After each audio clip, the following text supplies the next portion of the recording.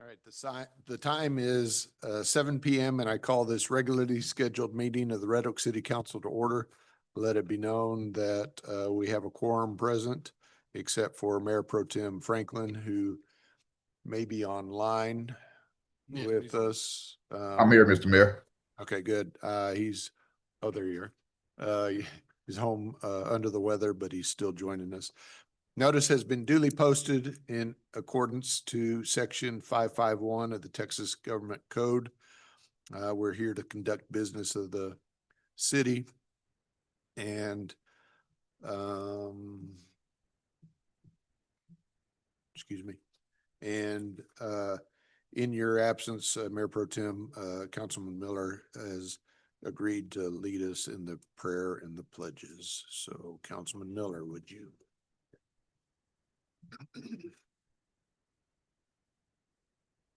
Let us pray. Heavenly Father, we thank you for guiding our city this year. We pray for your wisdom over our mayor, city council, city manager, staff, first responders, and every department serving Red Oak. As we close this final meeting of the year, cover our city, protect us, continue to unite us, and present your favor to us. Lead us into the new year with clarity, with strength, with provision, and with renewed purpose. Let your blessing rest upon every family and every endeavor. In Jesus' name I pray. Amen. To the flag of the United States of America and to the republic for which it stands, one nation under God, indivisible, with liberty and justice for all. I, Texas flag, pledge allegiance to thee, Texas, one state under God, one indivisible.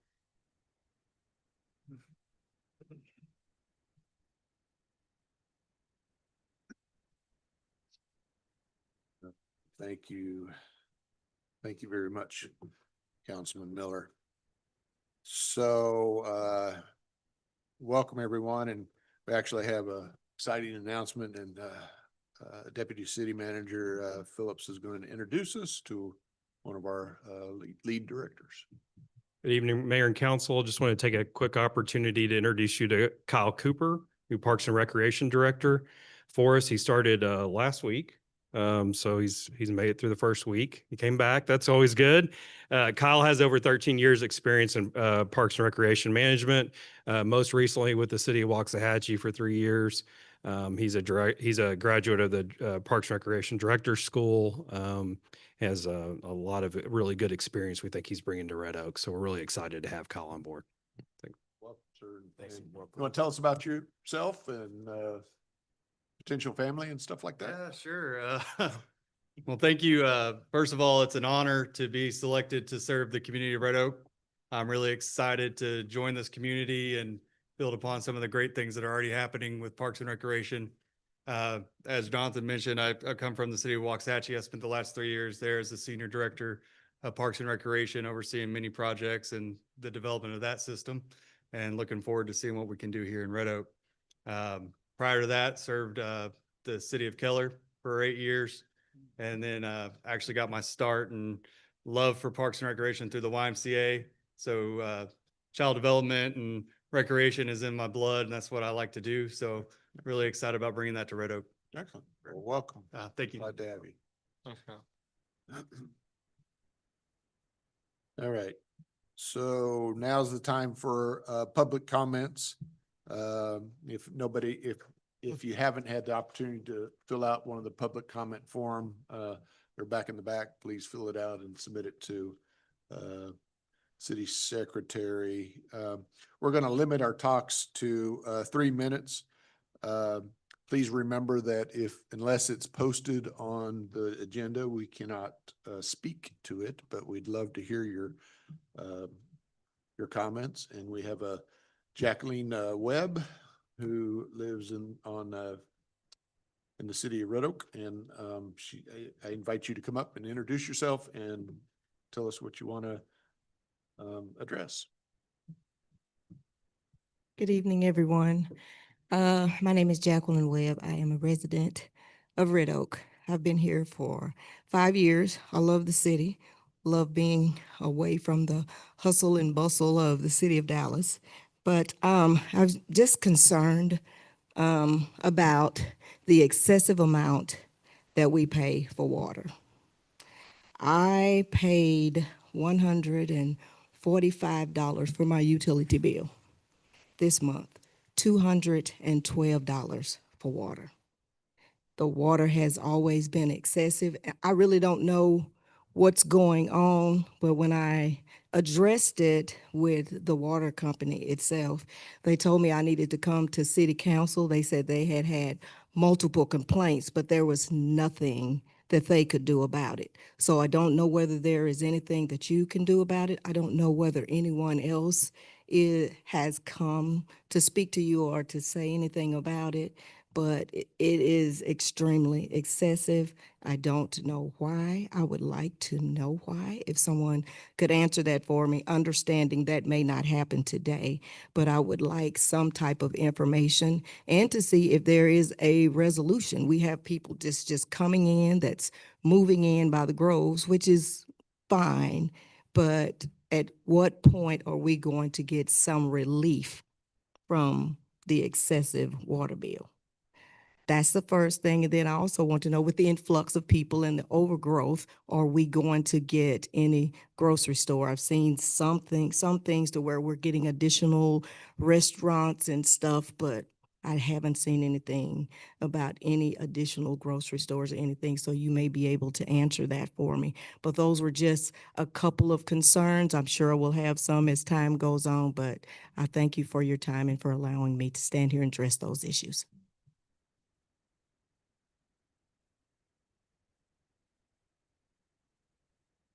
Is that just feedback? Okay. No. You don't have to go anywhere, do you, Fire? Okay. So really can't speak on, since it's not on the agenda, but I can direct someone to make sure that we don't have a water leak or something like that that might be contributing to yours. So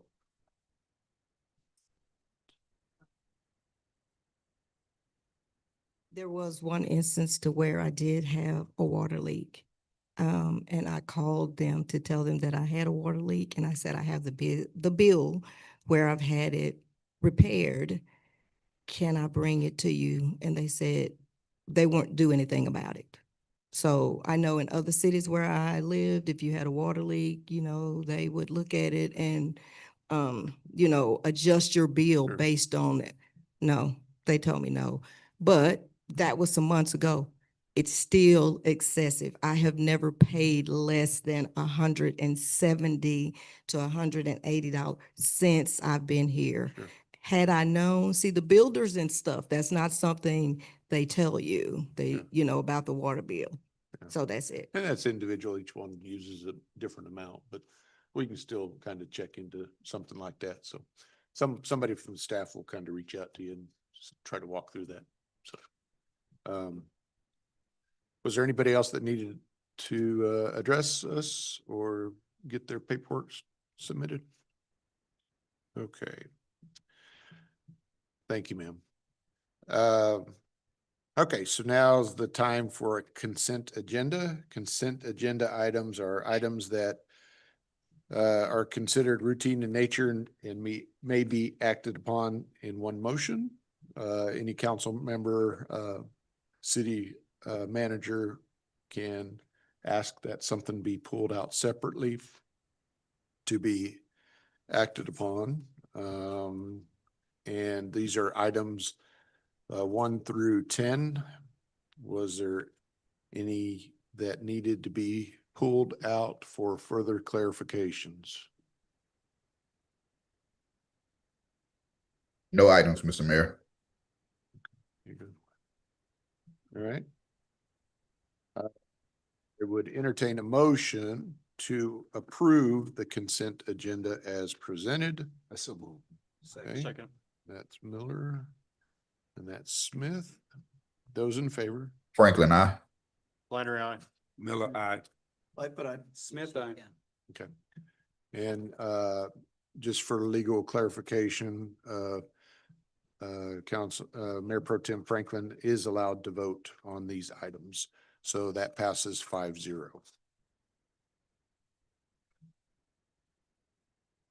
Item 11, consider adoption of resolution number 25-094R, the City Council, City of Red Oak, Texas, approving votes cast to elect directors for the Ellis Appraisal District Board of Directors for year 2026.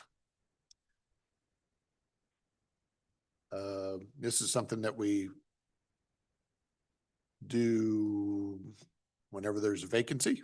And by statute, sometimes there's people who are actually running for this positions. Everybody has submitted something, and we have a PDF file in our board pack that has that. Was there anybody here that's actually one of those persons?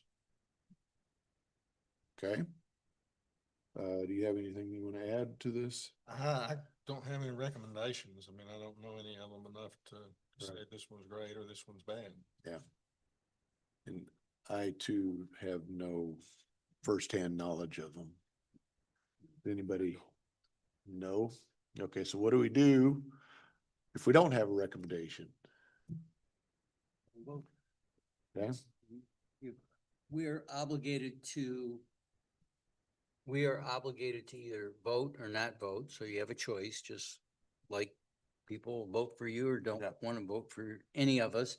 So, if we do not send our votes in, they will not be counted, so Okay. we'll forfeit those percentage votes for this appointment. You could also approve splitting the votes equally among all of the candidates would be the other option that you could do. we have five that are on there. Five candidates, so, How many votes do we have? how many, Karen?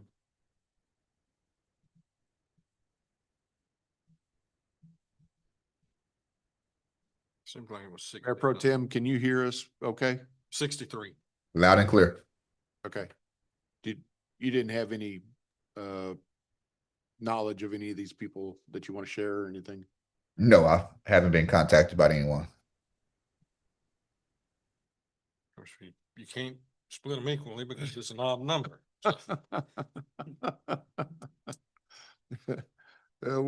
We can, we could just, You could give each one 12 and then just let the other three expire if you wanted to do that, or you could add one to three others. okay, is there any preference of the council? I prefer to have some votes submitted, so Okay. I'm okay with dividing them. as Okay. equally as we Is that a can. motion, sir? Yes. Okay, and you want to do it as 12? Yes. Okay, would you make that formally? I'll formally make a motion that we provide our votes 12 to each of the candidates that have presented the information to us. Okay, and second. okay, And Councilman Lightfoot, and there'll be a remainder that's not not submitted. submitted. Right. Okay, clear? Everybody know what we're voting on? Okay. So that was Councilman Lightfoot and then Councilman Smith. Those in favor of that? Franklin, I. Flannery, aye. Miller, I. Lightfoot, aye. Smith, aye. That's 5-0. Unfortunately, just didn't know the people, so, but I think that's a fair enough thing to come from the city. Okay, item 12, consider adoption resolution number 25-095R, the City Council, City of Red Oak, Texas, accepting and approving the individual project order 06-444-9292 for the preparation of construction plans, specification and bidding and construction phase services for the Steinbach Road Area Pavement Improvement Project with Kimley Horn and Associates. And do I need to read the rest of that? Okay. And this is something that we have been versed on from before. We've always had problems with this road. And I think now we're able to spend the money to get it done properly. So, Mr. Benford, would you elaborate? Yeah, so this is as we discussed during the budget prep process. So we have conducted a pavement assessment for Steinbach Road and the associated side roads, Crump Circle, Steinbach Court. Public Works, of course, receives numerous calls in this area, and we're constantly out there, repairing bad after bad. So this is an IPO for Kimley Horn to come out and design a new roadway. So we would actually remove 12 inches of material and come back with whole new subgrade and a whole new roadway surface for everything you see colored in. The yellow is residential streets. They're going to get 4 inches of asphalt and all new subgrade. The blue is what was included in our previous pavement assessment, and that's going to get, again, same treatment, 12 inches of material removal and coming back with actually rooftop concrete, except for the data bank property is because they're in the process of going through that now. And this will also include some roadway impact fees that we've collected in the area from data bank and others that'll help go towards redoing the road near them. And the red is, The red, so we didn't actually, we stopped the pavement assessment that we did prior at the blue. So the red, we're going to incorporate a new pavement assessment during that time just to determine what level of subgrade prep is needed. okay, and this is something that we talked about at our budget, correct? Yes, and the engineering, the construction phase services and the IPO, I'm sorry, the OPCC, the opinion of probable construction cost is all under the budget numbers that we discussed. Okay. So it's great. Councilman Franklin, can you see that? Yes, thank you. Okay. All right. You want to add anything else? Jared, just to be clear, so it's a budget wise, when it's time to construct, we will be able to do the red as well. Yes, And we're doing the assessment during the engineering phase. yes. So I just want to make sure everybody knows that it's all being done. It just, we don't know what we're doing yet on that one section. Yeah, so we'll, do the assessment as well as some traffic counts, just to determine that we're doing enough. But obviously it doesn't need 12-inch thick concrete like we would need somewhere else. So we just want to make sure we're doing exactly what we need to do out there. What's the timeline we're looking at? It's going to take a while. It's a long stretch of road, and we're also going to be redoing all of the drainage crossings that are under there. Specifically some larger ones just east of the S curve before you get to Tom Driver, and then west as you approach Rugged. I estimate probably 8 months of engineering before we start any bid phase on this. All right. Any other questions? I'm sorry if I missed it, but what about the yellow? So the yellow is the residential, so that's going to go with all new subgrades. We're going to dig down 12 inches, come back with new subgrade, and then 4 inches of concrete. I'm sorry, 4 inches of asphalt pavement on those 2 yellow streets. And that was funded with this budget? correct? Yes. Awesome. Yep. Thank you. Yeah, the whole strip, including the red, is all funded. Half that's because some of the people live out there are unstable. Yes. The mayor's making fun of me because I do live on Steinbach. I hope that I can make it through. the road. My question, communication in regards to helping the people out there for the disturbance. Yeah, so that's going to be a big part of this, especially when it comes to construction, because during construction, there's no way around it. We are going to Be muddy. block your way to get out. I mean, you're going to be going up to Loop 9, or you're going to be going out through Ferris to get back to Avila Road. We'll be heavy communication with fire and PD, and we'll be, putting out message boards, doing everything we can to communicate what's going on. We'll partner with Alexa and do all the posting that we can and try to stage that construction as well as we can to not impact our citizens, but there's going to be an impact. It just, when you're doing repair in place, you can't avoid it. Or we could leave the road the same, right? I'd rather not. No, I agree. Yeah, Just- yep. I'm being facetious. Yeah, it's just, one of the struggles, closing down lanes. Portion in front of Data Bank, they're building themselves. That's gonna be concrete. And then Bachelor Road going from Ovilla Road to Steinbach will also be concrete. No, that goes back concrete, but the same size. Yes. Same width as it is now, and Data Bank's building that out as well. It's going to be a major improvement out there. And So the only 2 in that area that are not being done are Pratt, which will be a large project that we would have to do on its own because of the bridges. And then Tom Driver, which was just done here recently, so when that becomes ready to go again, we would go back and do similar Yep. type work with it once it is ready for it. And then the missing segment on Right. Nokomis is Loop 9, TxDOT right. TxDOT right away. So they just redid that. And so the north end of that Nokomis, is that actually the county border? Mm-hmm. Yep, city limits, county border. It's just north of Rain Tree there. Yeah, okay. All right, council, any other questions? Good question. All right, entertain the motion to approve, to adopt resolution 25-095R. So ordered. Mhm. Flannery and Miller. Though, you have any questions, Councilman, Franklin? No questions. Okay. Entertain that vote to approve that resolution. Franklin, I. Flannery, aye. Miller, I. Lightfoot, aye. Smith, aye. That's 5-0. Thank you very much. Thank you. Just the one that we're. Okay. 13, conduct a public hearing and consider approval of ordinance number 25-053, the city council, city of Red Oak, Texas, granting a zoning change from AG agricultural district to PD plan development 186, your favorite, PD 186, to modify development standards and allow commercial and multifamily uses to be developed in approximately 27.5837 acres of land, generally located on the northwest corner of Avila Road and Grand Meadows Boulevard.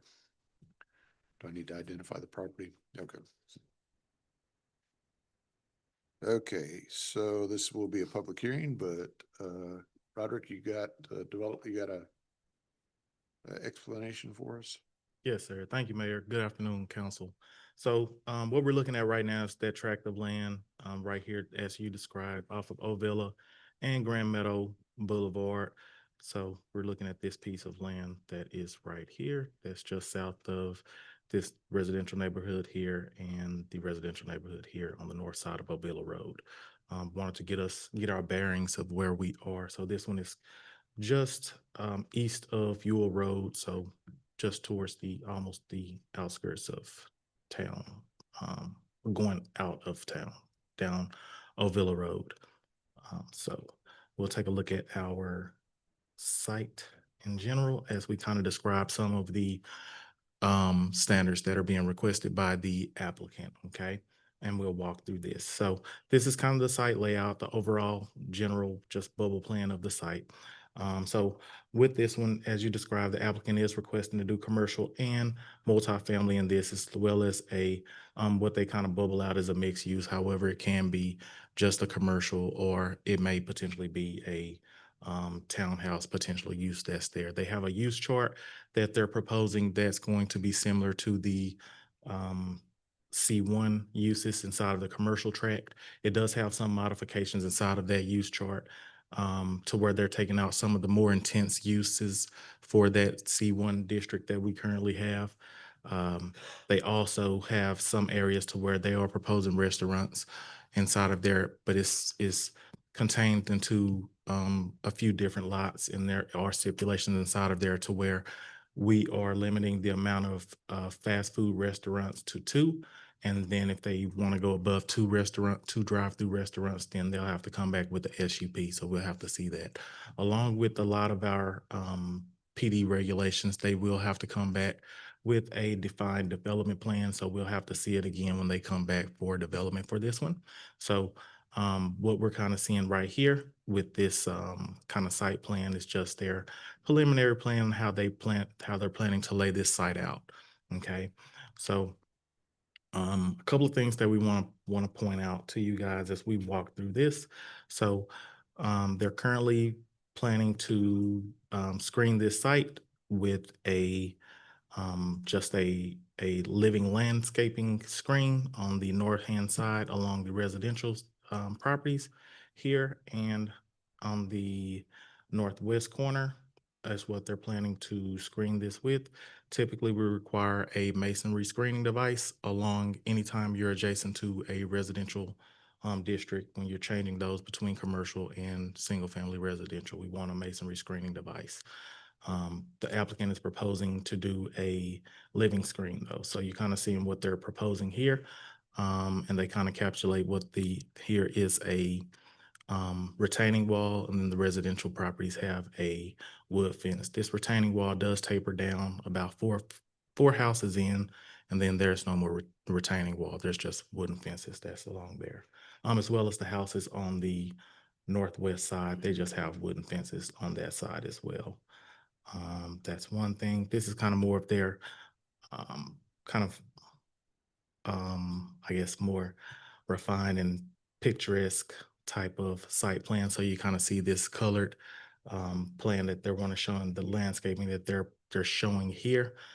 They do indicate that they're following the I-35 corridor plan, or their intent is to follow the I-35 corridor plan with their design and the layout that they have here.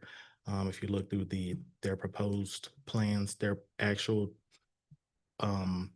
information and how they define their actual zoning is more aligned with our regular landscaping plan. So versus the I-35 requires a 25% uptick in the landscaping for the I-35 corridor plan.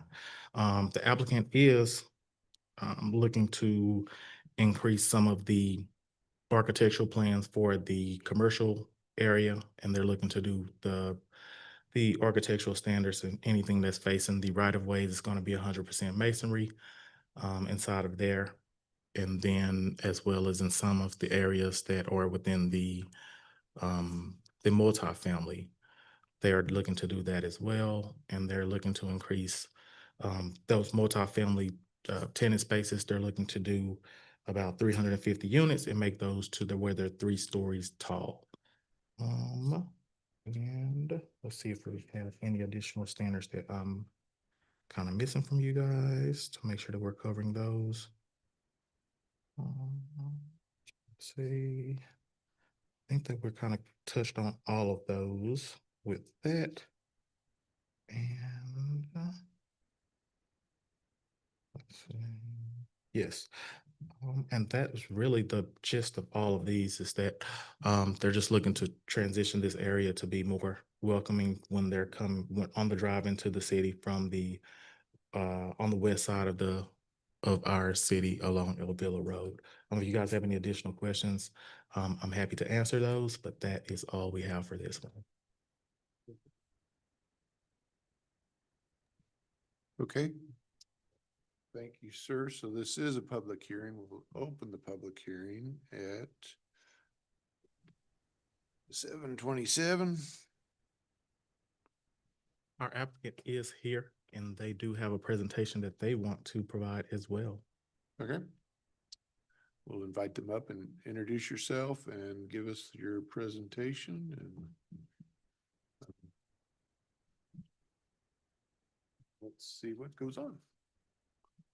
Good evening, council and mayor. How are you doing today? Good.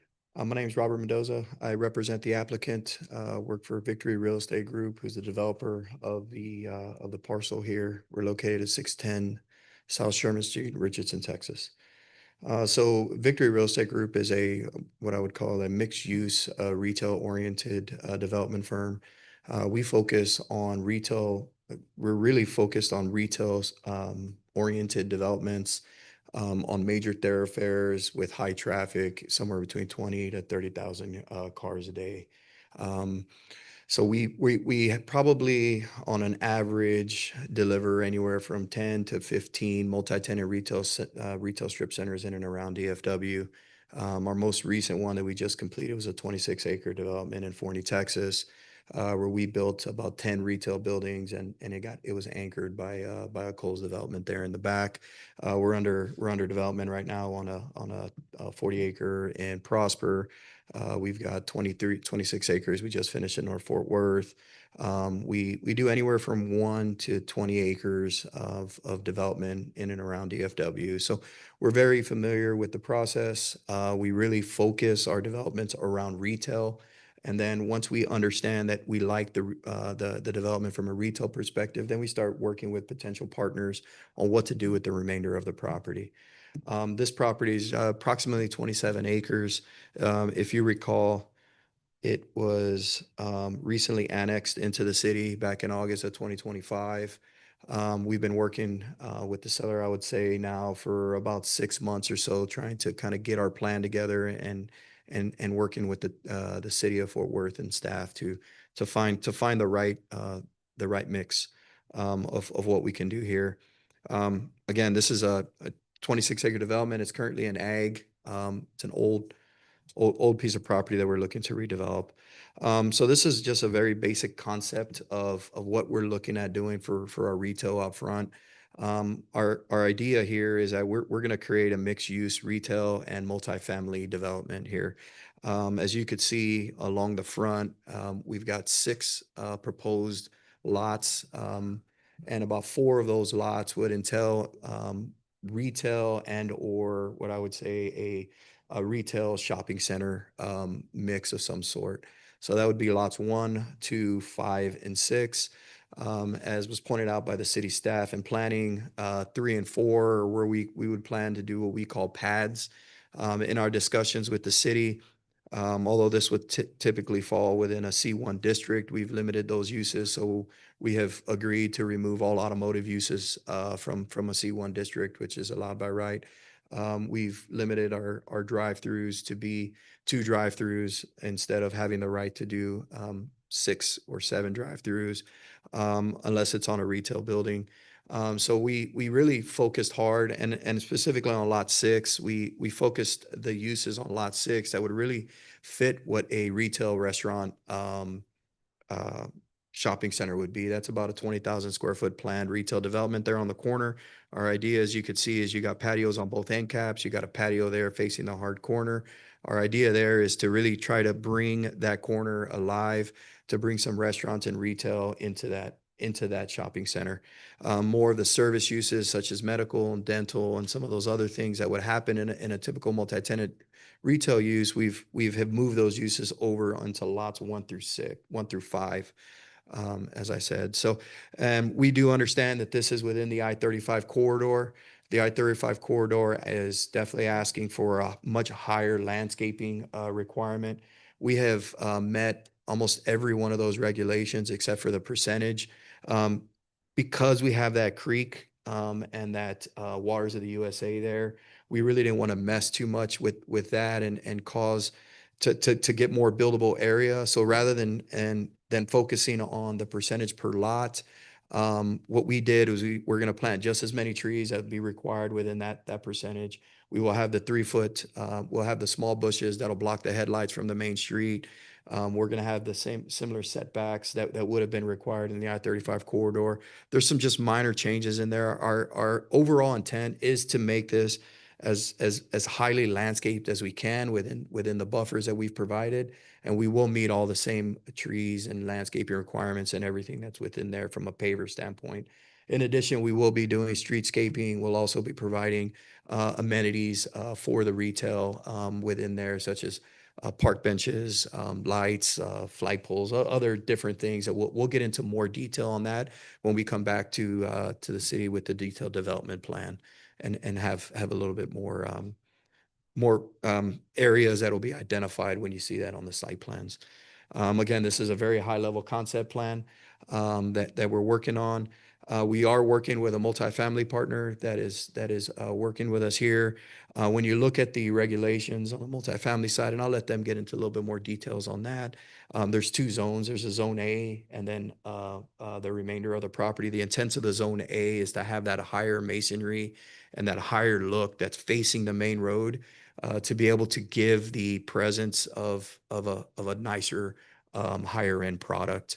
Unless there's any questions related to the retail or the commercial aspect of it, I'll ask our development partner for the multifamily to come up and speak on behalf of their project. Great.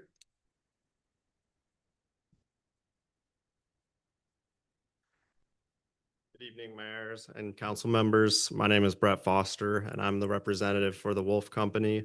I reside at 13890 Lafferty Street in Frisco, Texas. And yep, I represent the multifamily developer here. So first, I just wanted to kind of highlight who the Wolf Company is. The Wolf Company is a third generation family-owned business founded in 1949. We are headquartered in Scottsdale, Arizona, with 400 plus employees. And myself and our development manager, who is local to the area, is trying to help build out our Texas portfolio and the Texas team. The Wolf Company focuses on developing high-quality multifamily residential communities.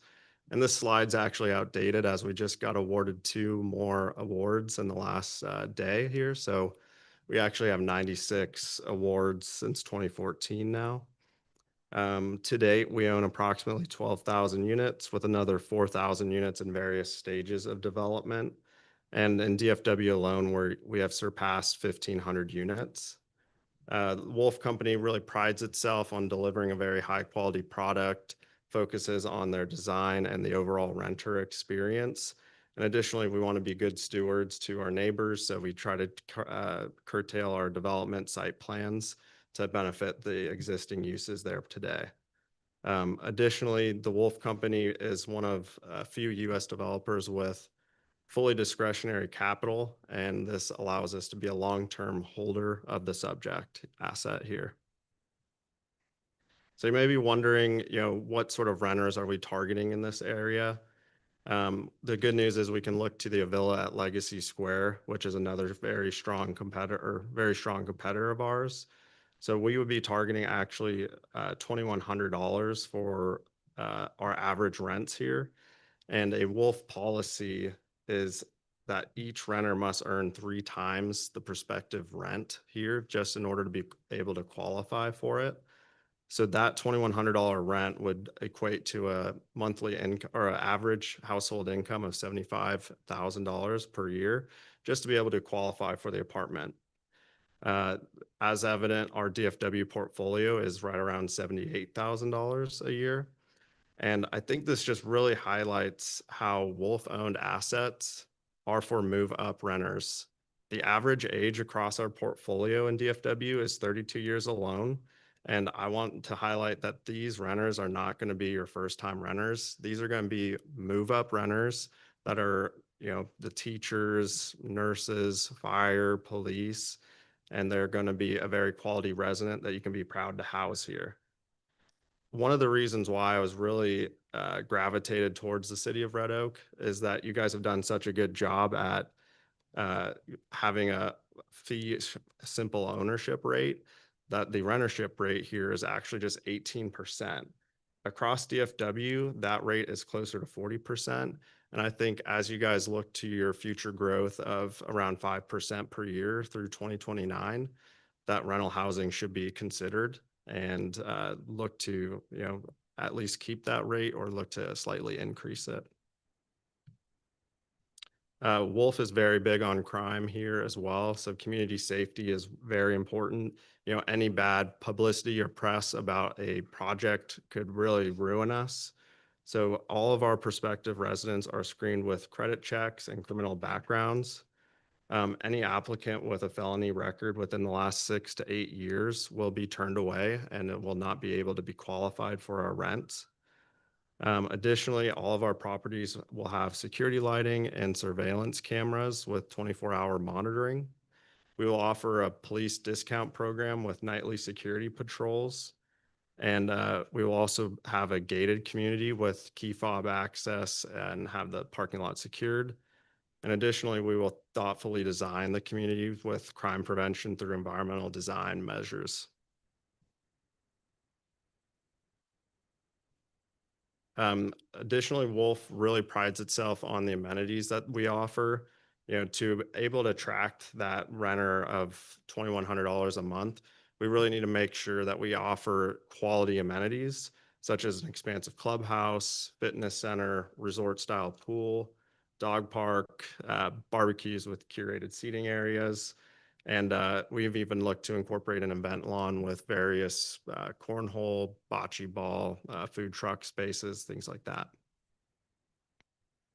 And then as Roderick mentioned, screening. So as you can kind of see, there is the existing condition with a variable height retaining wall with a 6-foot privacy fence. So with that, with the current condition or with the current ordinance in Red Oak, it would require a 6-foot masonry wall.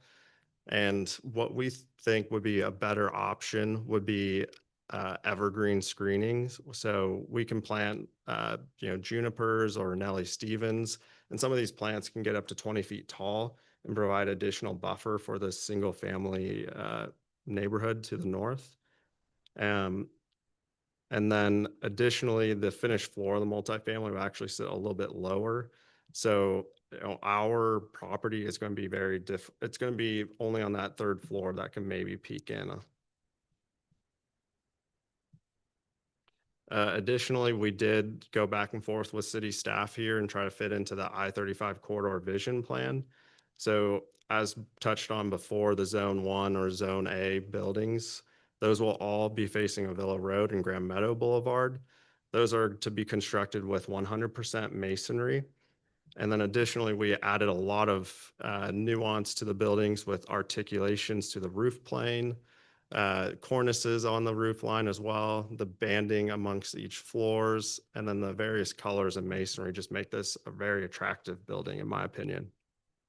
Additionally, we're going to have a sense of arrival as you turn onto Grand Meadow Boulevard by having a grand entry boulevard with a monument sign. And then we'll have engaging landscape with the meandering sidewalk that's already in place today along Grand Meadow.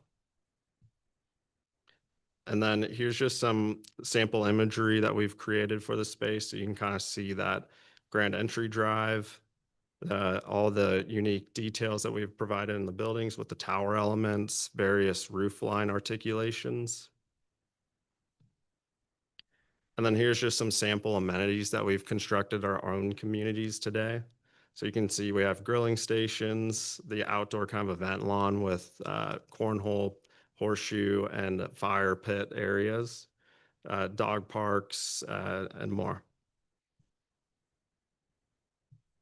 And then here's just some of our interiors. So this is kind of our common amenity area that we want to look at. So these are our design inspirations. We all like to curtail each development to the market that we're in. So this might be a little bit far-fetched in some markets, but it will be the same quality and design just implemented in the city of Red Oak. And then here's our sample interiors. These are going to be very high quality units. Again, we have to attract those high quality renters to get those rent levels that we need. So we're going to be offering granite and quartz countertops, stainless steel appliances, vinyl plank flooring, and fur down cabinets as well, just to get rid of that void above the cabinets. And then here's just some other sample projects that we delivered in the past. This one's Filament and Garland, Aya in the Phoenix market, and then Pace in the Phoenix market as well. So in summary, we are the master developers with Victory Group. We are proposing a mixed use plan development with commercial, restaurant, retail, multifamily uses.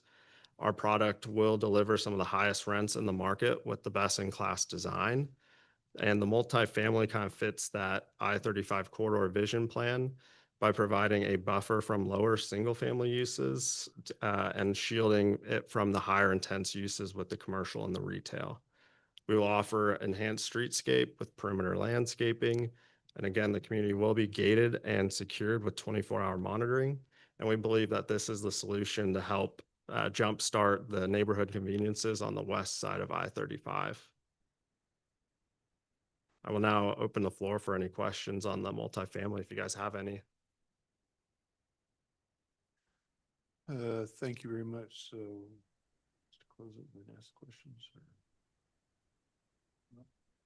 We're still in the public. Yeah. So is there anybody else? Well, what we'll do is come back to you. So Perfect. Thank you. is there anybody else that wishes to speak on this project? Okay. We did have two mail-in. Those pulled up, I'll read them in the record.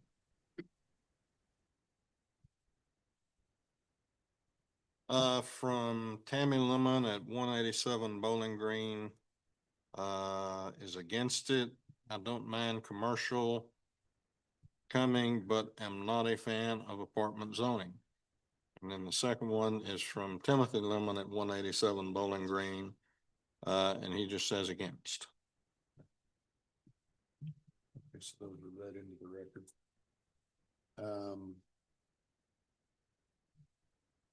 Entertain the motion to close the public hearing, then we can discuss, correct?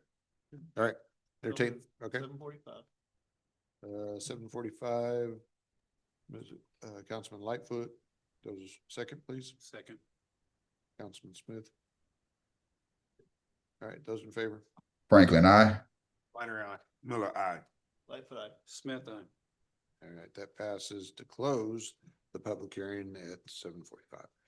All right, council questions that you have, we have, amongst ourselves and or then to our two, developers. Yeah, Roger, can you talk a little bit about the screening, going away from what we might typically see and going more towards the tree type of screening? Like, was there anything in P and Z, what was talked about that, like why that's okay, or what they thought that would be a good offset to, like a large screening wall of some kind? No, they didn't have discussion about it at all. We did provide what the regulations were and what we do require within the city ordinance. They didn't have discussions on it, about it at all. We did provide additional recommendations for screening. However, the applicant saw that they would rather provide the just living screening, to you guys to see what you guys thought about that. And they wanted to proceed with that route versus any other type of screening device. Mr. Palmer, what was staff's recommendation in lieu of the landscaping? Was it in accordance with the development standards of the PD?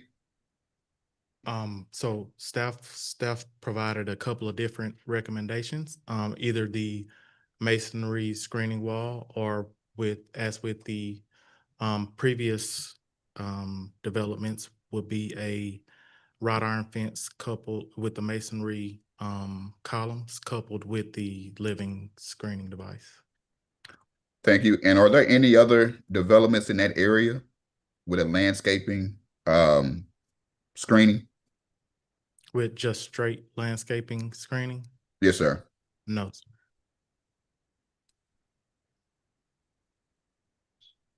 So my question, part of that one on your presentation, that one was that actual stone elevation with the wood fence above it.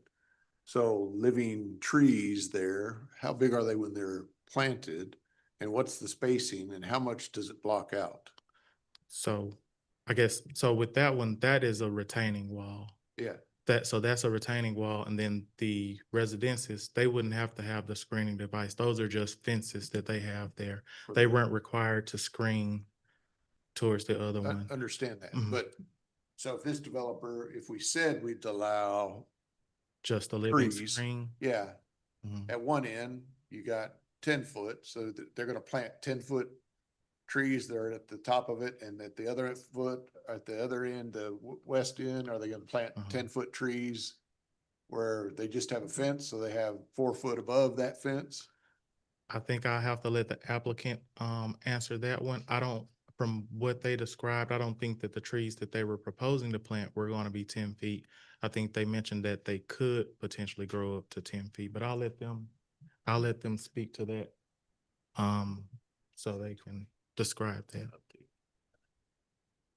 Yeah, I could speak a little bit more on the screening. So we would be attempting to try to keep this cohesive. We wouldn't want a mismatch of variable height trees. We want to try and make sure it looks nice and cohesive there. Additionally, why we kind of propose this, I failed to mention it, but having this additional masonry wall and this kind of 5 foot buffer from that additional wall is going to create a very difficult situation for us to help keep clean. Additionally, it's just going to lead to, rodents or pests living in there, and it's going to be difficult just to overall maintain that property and make it look nice. So, we would propose that we will have cohesive plants I believe we mentioned 5 feet. And then once the plants grow to a mature height, they will likely exceed the existing condition. So what is a mature height? If we use a Nellie Stevens holly, shrub, they can get up to 10 feet wide and 20 feet tall. So that will definitely provide additional screening than say the 6-foot masonry wall. Yeah, I don't think, I mean, the 6-foot wall doesn't seem tall enough either, because again, you're building and you even kind of alluded to it, that third floor be fairly high compared to those houses around it. So, I mean, you need pretty decent screening. 6-foot wall probably wouldn't be enough. So I think this is probably a good option. Just trying to think if there's something better, because I know it's going up against a residential neighborhood. You kind of want the screening, and with the elevation difference, it needs to be pretty tall. And you said there's gonna be dirt that's cut out. Do you know the depth of that? Cut out? Not like 100% just yet. This is still conceptual, but yeah. So that's all healed there. Looks like on the left side above lot 2, between building 11 and 12 are the apartments. Is that an entrance exit? Can you pull all that up? Is that gonna be a usable, or is that just an emergency? Yeah, so that one is going to be just an emergency access for right now. Speaking with our civil engineer, that we don't need that second form of egress, and we can utilize just that main entry boulevard. But fire might require. But Yeah, fire, that will be a fire or emergency only, so it'll be like a Knox gate. Yep. will there be pass-throughs for people to walk through? Yes, we'll offer multiple pedestrian gates so that they can utilize the retail mixed use. That'd be either ID card or whatever code. Yep, key fob most fob. likely. Mhm. I think we're proposing like 3 or 4 pedestrian access between multifamily and the retail, lot 2, lot 6. And I believe we got one in between lot 3 and 4 there where the main entrance is off of Ovilla Road for pedestrian. Also, forgot to mention, we are doing a trail connectivity on the that would be the plan west side. Right now, there's an existing trail on the north west corner there of the property. So you could see that you can see it better on the colored plan, but there's a trail system that's going to be coming along that ravine there and connecting all the way down to Ovilla Road. Mr. Mayor, I have a question for staff if I may. Yes, sir. On the 25% quarter plan for landscape, the applicant mentioned that the reason that they can't meet the 25% is because of the creek. Did I hear that correctly? Do you want to speak to that? Yeah, because that wasn't the intent. No, sir, that, what I was saying was rather than having the 25% per lot, we can meet the 25% over the entire property, but I don't think that was the intent of what the I-35 corridor was. So we tried and we tried to get to that 25%. I can't remember the exact percentage we got to. Do you remember it was like 15 or? No, for the entirety of it, it was at 24.7 or something like that. So we were closed for the entire lot, but we couldn't meet it on an individual lot basis, which I believe was the intent of the I-35 corridor. So rather than just saying we're going to meet it because we have that ravine, what we were saying was the ordinance, we have the intent of meeting the overall I-35 corridor, but per lot, we won't be able to meet that 25%. That was clarification. Okay. And staff, that interpretation is correct of the PD? For the language inside of the PD, they're requesting just a blanket 15%, and that would be per lot basis. Is what their PD is requesting. If you had individual lots though, rather than a full development, each individual lot would have to have that percentage. Exactly. Each individual lot will be required for the Right. 15%. Right. Versus there could be there could be modifications, or it could be an adjustment to where we could take the entirety of it and look at it for the 25%. But that would be a Okay. call that you guys would make. But Since the this is entire, all one big development, that would be the only reason that you would look at it. If it was just an individual lot coming in to build something on, that wouldn't be an option. okay, but the entire development itself is right at 25% for the entire development? Yes, sir. Yes, if it was to be developed as it currently is. However, this is a conceptual plan. Correct. If they Okay. change that plan, they come back, they will have Right. to meet the 25% per whatever plan. If we were to take the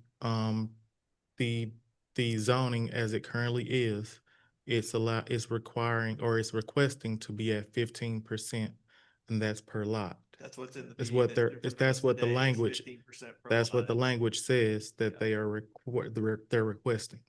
So we would need to, if you wanted to ensure that you had the 25% when the development came back, you would have to add that so that you would have a minimum 15% per lot and a minimum 25% or 20, rounded up or down, for the entire commercial area. Okay, Right. So you that's have- what I needed to know. That part is what I need to know. Okay, so Okay. what is, go ahead, No, go ahead, Mr. Mayor. Mayor Pro Tem. Yeah, I had a couple of more questions. They picked a fine time with me being out.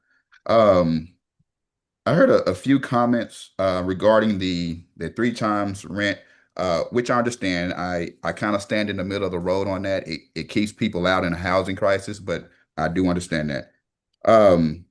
The quality of renters, could you go back to the parking? Something caught my attention. I didn't see any enclosed parking or any parking for the units. Could you speak on that, please, from the applicant standpoint?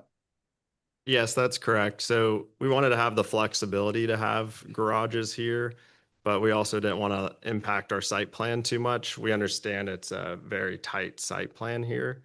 So with garages, we want to have the flexibility to have it in the zoning. And we will likely look to include garages, but at this conceptual nature here, we would be looking for no garages at this time, but have the option to down the road. How do you attract high quality renters with no safety of a garage or enclosed parking or even a carport to keep my vehicle from, getting wet in bad weather? Yep, understand that. And, we actually had tried to get carports here, but it is a city of Red Oak standard to not allow carports. So understand protecting your vehicle and wanting the elements not to get in the way with hail and whatnot. But, there's still quite a bit of renters out there that want to be in a community that gives them the amenities that they want, and they're okay with the facing the elements that we found.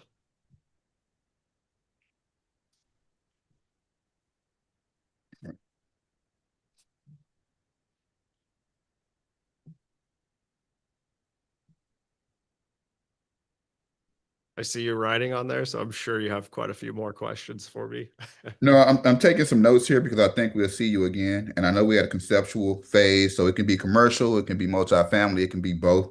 So my concerns are there. I will be upfront about that. But I'll hear a little bit more. So I'll yield to you, Mr. Mayor. Okay. So my question is potential staging, what is developed first?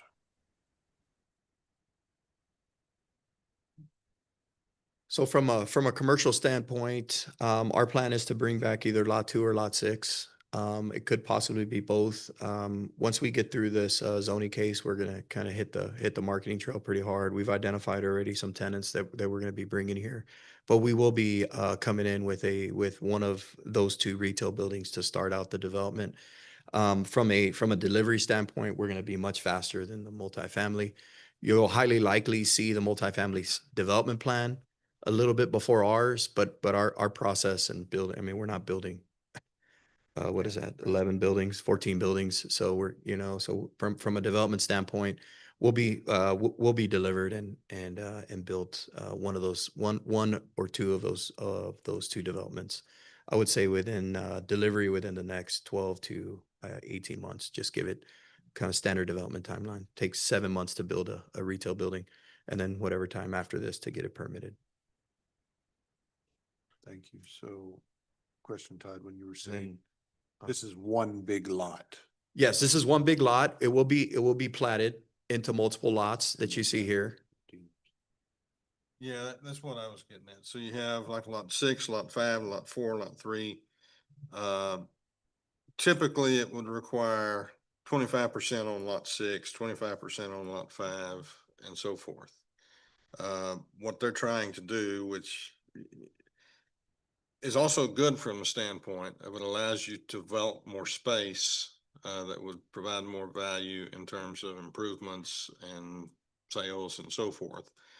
But rather than the 25 on each lot, which would also put them over for the whole, it'd be 15 per lot, but requiring that for the entire commercial area, 25% overall, which is not in there right now. It's not in there right now, and I would ask that we include the mixed use part of that, because that's highly likely going to be a commercial as well. So we can Oh, yeah, Yeah. that's what I'm talking. lots about. 1 through 7, Right. which would include that mixed use area, that Yep. the top left building up there, Yep. would be, we can work with you all on that on an overall to meet that 25%. So where's the gates to the entrance? You said it's all behind. Is that right there at the Meadow? So the gates for the multifamily is, you got a gate here and a gate here Okay. for the 2 entries, and then you have the emergency gate and a Right. fire exit that's between 11 and 12. Okay. So this is open boulevard for the public Okay. to come to the clubhouse that's centered right here in the middle of the development. And just to the north of that is where they have their event lawn. What's that entertainment? What's the key shaped space? The key shaped here. Down below, that's detention. Down. Oh, right yep, there. here, that's just our detention pond. Okay, I can't read it. And so if buildings, the buildings that are the apartment component that are facing Ovilla Road and the Meadow, that's considered everything? Everything's all masonry? Zone Yep. 1, everything you see in gray. Yeah, everything that's shaded gray is 100% masonry. So the ones that are shading white, what are those? 80%. 80%, which the other part is what? Yeah, a mix of materials. I think we call them accent materials. So, there's hardy siding, various stuccos, things like that. EMS or Chief Young, Chief Schroeder, y'all have any issues with this? I know it's only conceptual, it can still change, but. No, I know the fire marshals reviewed this pretty extensively, and I know they've worked on all the codes for the fire apparatus. They're good with that.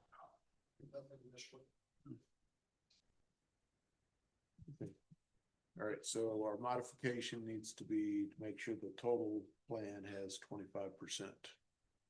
Correct. Plus or minus. Total planning, total commercial. Lots 1 through 7, to be specific. If we can make lots 1 through 7 to total the 25%, that applicant would agree. You got it, Bob? Okay. Was it overall approved by staff, or was it by past staff for council? In its present. Staff has had comments, and they have taken most of those comments and made adjustments to make it work. Ironically, the one that I had that Tim brought up was the screening, because typically we would have a masonry screening wall. I guess the one that is most recent that doesn't, but it has the living screen and the decorative wrought iron would be the Oaks. I mean, the Ovilla apartments. But it's not just the living screen. It's got that wrought iron fence in there too. Yeah, I Uh, think that's, I'm sorry. So I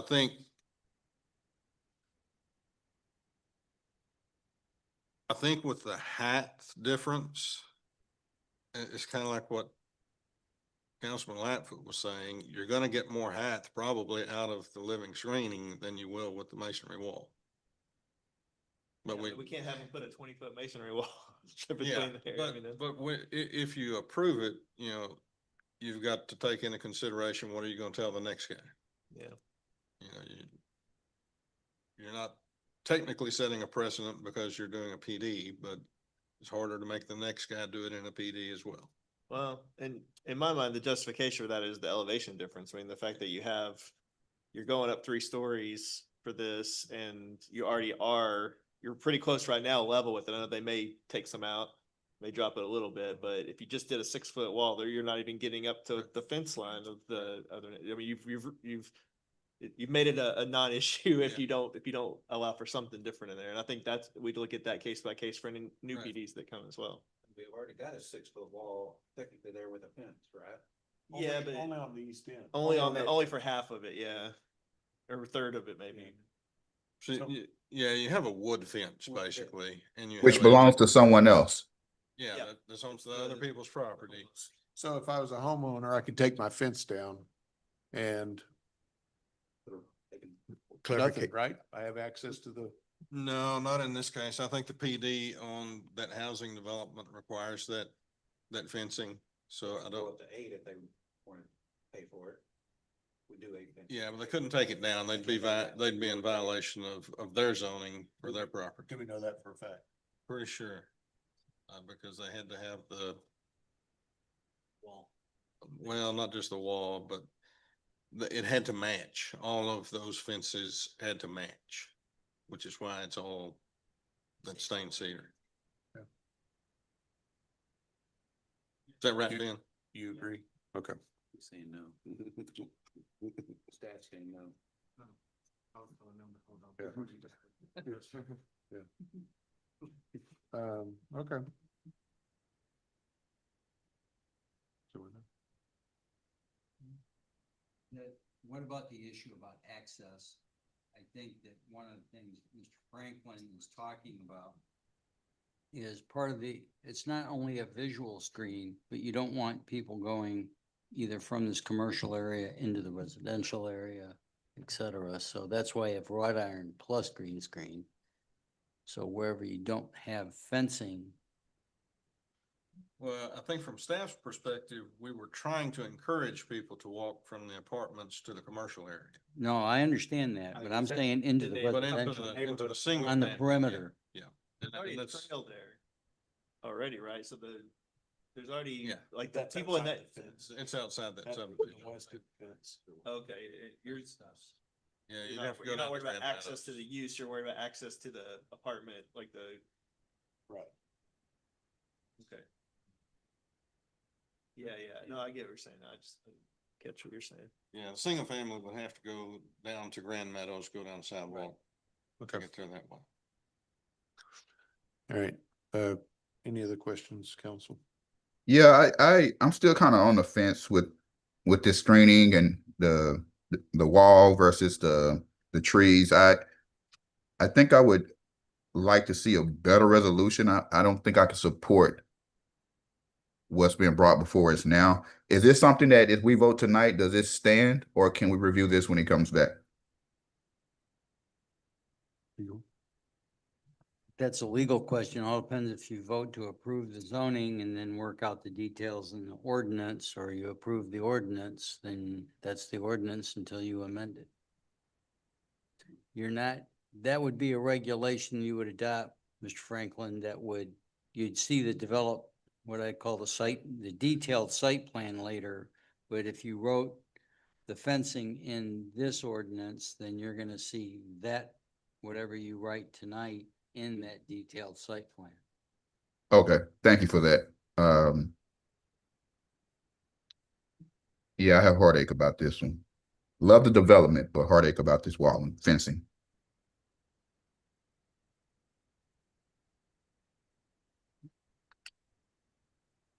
Yeah, I mean, I just don't see a better solution. And I think the living wall, maybe some, adding the wrought iron boundary along with it makes a little more sense from a security standpoint. But as far as the screening part, I don't know that there's a better option. At least I haven't seen one yet. I definitely don't. I don't do this for a living, so I don't really know. But it seems like the living wall, as we're calling it, has better potential for screening than what we would normally request, which would be a 6-foot masonry wall. I agree.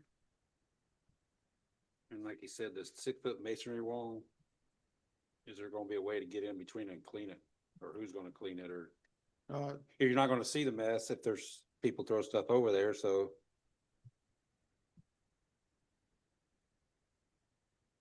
So what did we require from the one that is on 342 that's being constructed right now and the housing development to the south?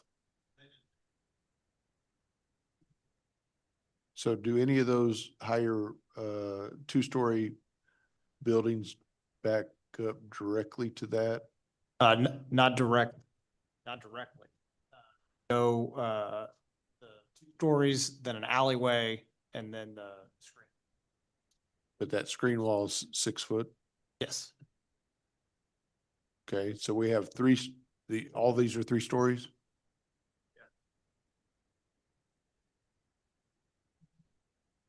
And what's that parking lot?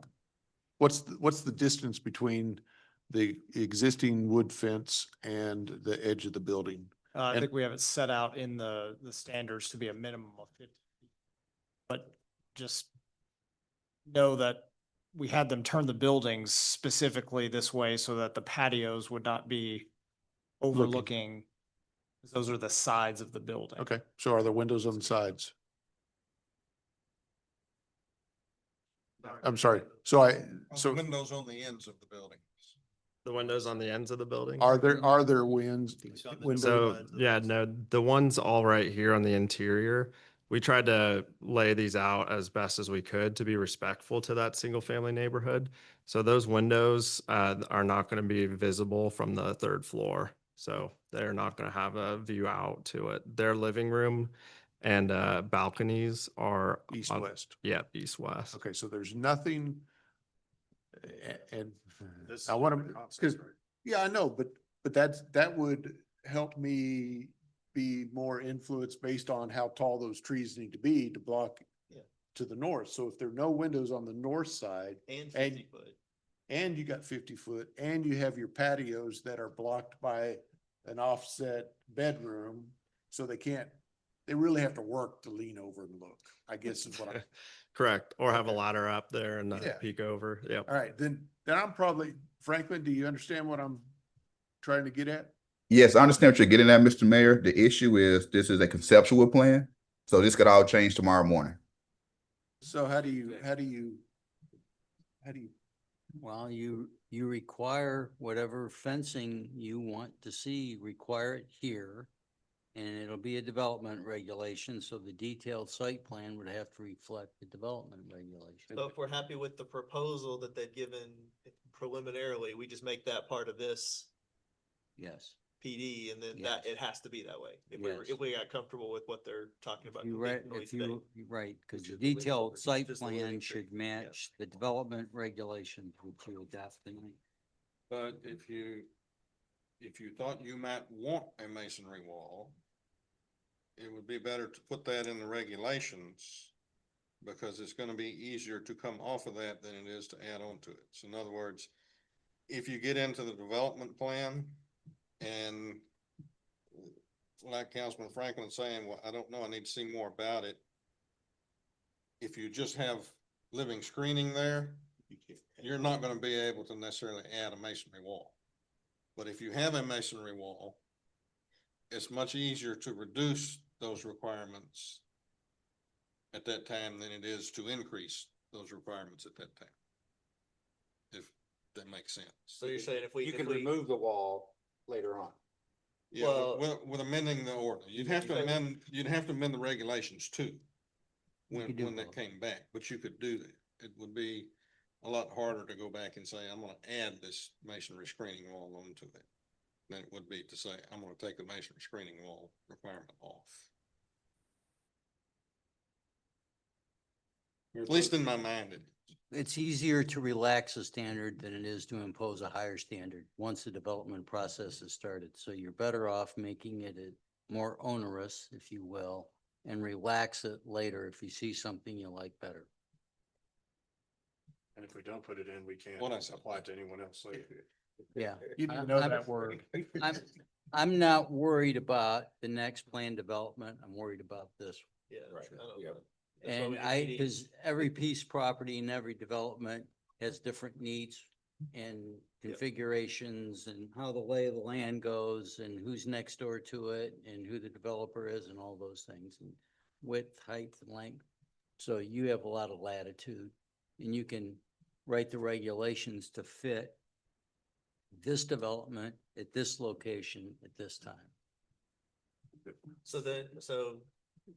Well, Councilman Franklin, maybe give your thought of what you're thinking. Are you thinking we just stick to the ordinance as is, and that would be a masonry screening wall, and then we could revisit it again when you saw the actual proposal?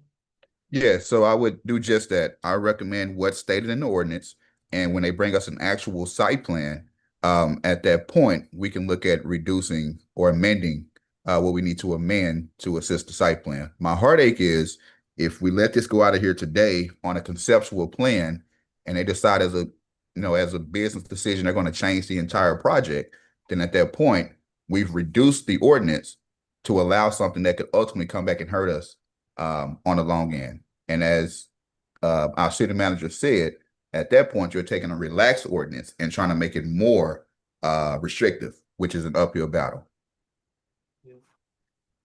Okay. Yeah, I think I'd support that too. I mean, I think ultimately if this is the proposal we got, I'd probably be fine with the living screening wall. But in light of everything you just said, Councilman Franklin, it's probably better to start with the ordinance as it is and then relax it once we see all the details. So how's it worded in you? So in here, I think it's got the living screen without the masonry wall, so we would have to make that adjustment. Because when you say the ordinance means The way it's written. the way our code of ordinances read, not Correct. necessarily this particular ordinance. Well, we've got in here, the screening of the development requires at least a 6-foot tall masonry screening fence right now. Cause I just crossed out the evergreen part. Okay. Oh, okay, you've already made the adjustment. Yes. Okay. Yeah, well, I don't like that. Well, you don't get to vote. Well, I know, so why you letting me talk? No, tell us what you're thinking, because again, I don't think a 6-foot masonry screening wall It does doesn't do much in squat. this case. Yeah, it doesn't do squat. So- But, yeah, So I would leave that live. because you think that's a better solution. I I tend to think think over it a is too, period but of time it is. I think what Councilor Franklin's saying, not to put words in his mouth, is that they could change this all around. Sure. And then we've given them permission to do that, and it may not look that great if they change the configuration. Correct.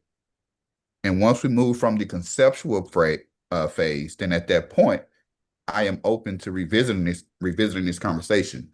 But I don't know for sure what the plan will be, and I don't want to relax ordinance and the plan changes. Sure. Yeah, but wouldn't you like? I don't know. I think the applicant's got some comment. Yeah, sure. Please come on up. Just a couple points to point out. The ordinance calls out multiple districts.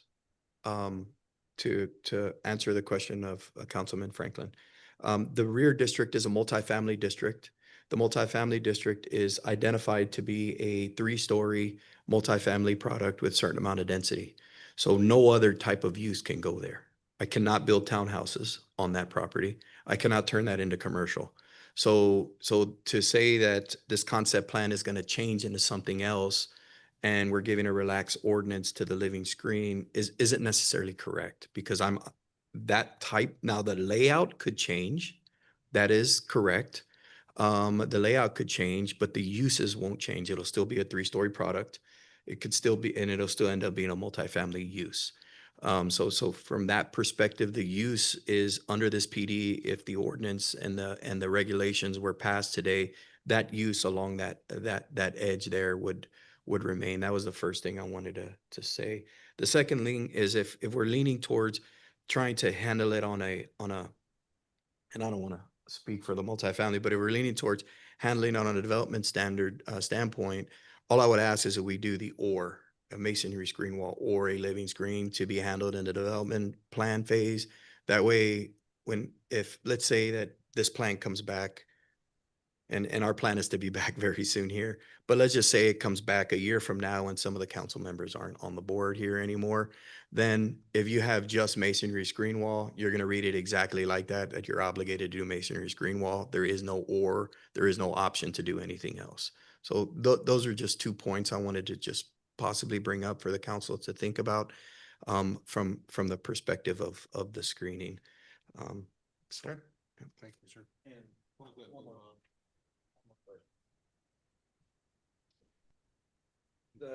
They changed. Probably the Oh. gentleman behind you. Yeah, approval by the council. Y'all are willing to, if we go with the Bring it back. up to 20-foot living wall, that's y'all's responsibility, tree dies. Yeah, if the tree dies, that's gonna be on our property, so we don't Oh. want something that's, looking nasty and gross. Healthy growing state.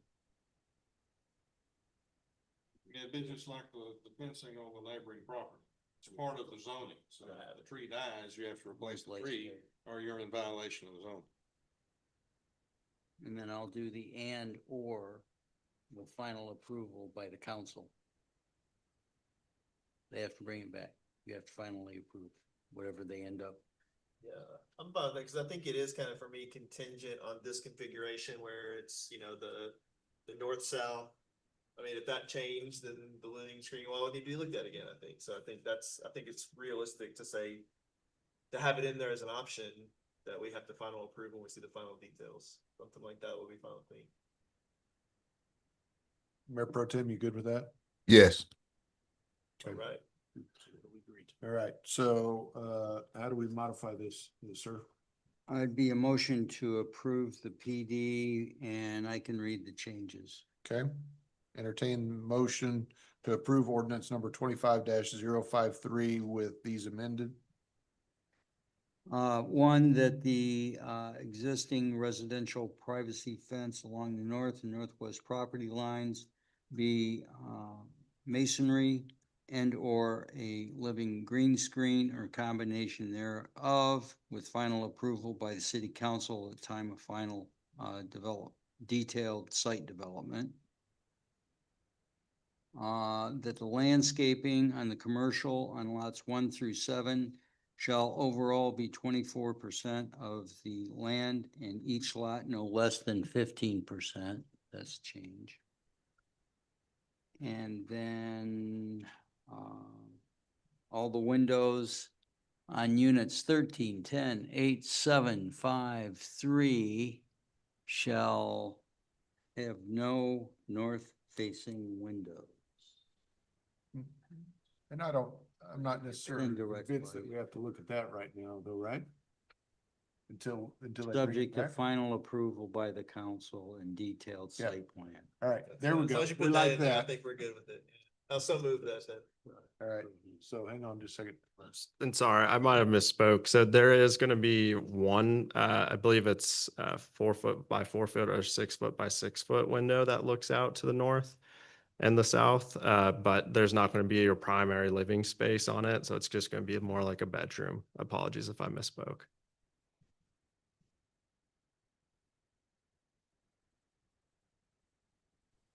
You get to see it again. Huh? And you said indoor, all right, you said. Yeah. You'll get to look at it. Well, I just want to make sure I heard. What we've done is we put a preference in the ordinance, so I still say so moved, and then we'll look at the detail when we see We it. spent a lot of time on the fence, and there's one question I have. This is for the staff, what is the median income of our city? And how many of our residents could not afford to live in this property? Yeah, looking at the median. I in- asked the staff, please. Oh, sorry, apologies. What does that look like? How does that fit into our community? Their median income, household income's a little over 100,000, about 102,000 a year. That's the median. So it's right within the range for our community. Okay, thank you. So that whatever legal spouted out was motioned by Councilman Lightfoot. Am I correct? Yeah. Okay, Lightfoot, second was Miller. And then I'll write the word, no primary living windows on the north side. You good with that? I'm, I mean- because he left the clause in there that we get to approve it at final anyway. So Yeah. it's in You there. get to It's in approve there, it. it's documented as our preference as of the time we're writing it, but we Okay. still get final approval. Yep. Right. Yeah, I have no issue with that. Okay, those in favor? Franklin, I. Flannery, aye. Miller, aye. Like, but I. Smith, aye. All right, that passes 5-0. Thank you all very much. We're gonna go to departmental reports. We have one more. No, we're gonna go to departmental Okay. reports, then we'll come back. Yep. after we take- Yep. Ms. Beasley. Do your curveball there, everybody. Good evening, Mayor and Council. I wanted to first start off by thanking you all for participating in the State of the City filming a couple weeks ago. So we are currently editing that final video, and it will be shown at the Mayor's State of the City at the Chamber Luncheon in January. So if any of you would like to attend, please let me know, and I can get you guys registered for that. Can I- Including- No, that's required for you. Sorry. Everybody else is optional. Next, I did want to take a moment to thank our Public Works, Parks, PD, Fire, and Library for their support in Saturday's Christmas and Red Oak event. Despite, lots of construction in the area, some cold weather and some foggy weather that morning, we had a very successful event with lots of smiling faces. So wanted to thank our staff for support in that event. And then finally, I wanted to share that in November, the department received 7 additional state awards, this time in our efforts for planning, executing, and marketing of special events. So we brought some additional awards home to add to our collection this year. And I will take I feel like this is cutting out on me, I'm sorry. I'll take any other questions anybody might have on this month's report. Thank you, ma'am. Perfect. Mr. Hartman. Mayor, Council, just wanted to highlight that Zipline, the new drone delivery service at Walmart, had completed all their construction. I believe some of y'all were out there for their first delivery. And so now that's up and running and have their CO to deliver by drone in our city, which is pretty cool. Yep. That's all I got. Thanks, guys. Thank you. Mr. McRoberts. I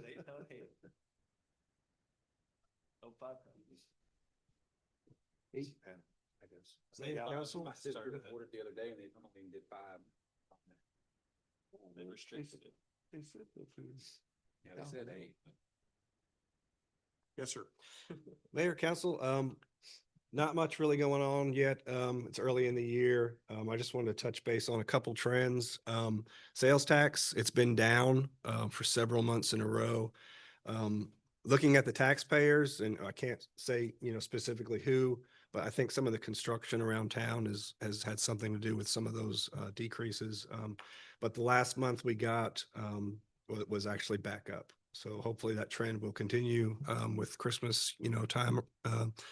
And the other trend I want to discuss, I just wanted to kind of brag on our utility billing. I think this month was the first month that since I've been here that we had our cutoff list less than 100. So we've got some new staff. They've been doing a great job. So we're getting much better at our collections. And so things are running smoothly there. So With that, I'll answer any questions y'all might have. Thank you, sir. Chief. Mayor, council, the fire department's been pretty busy through November. Station 3 is progressing. If you go by there, you're gonna see, they're gonna start setting beams, and hopefully by Christmas, they've already got decking over the apparatus bays, and then we'll start seeing a transition to the living quarters area. We've done promotions and hiring process. We're in the midst of that, just in preparation of Station 3 and bringing those personnel on board later on in the budget year. And then we had Battalion Chief Patrica was deployed down to Kerrville, still with the ongoing efforts from the July 4th flood. He was down there for 15 days in November. Any questions?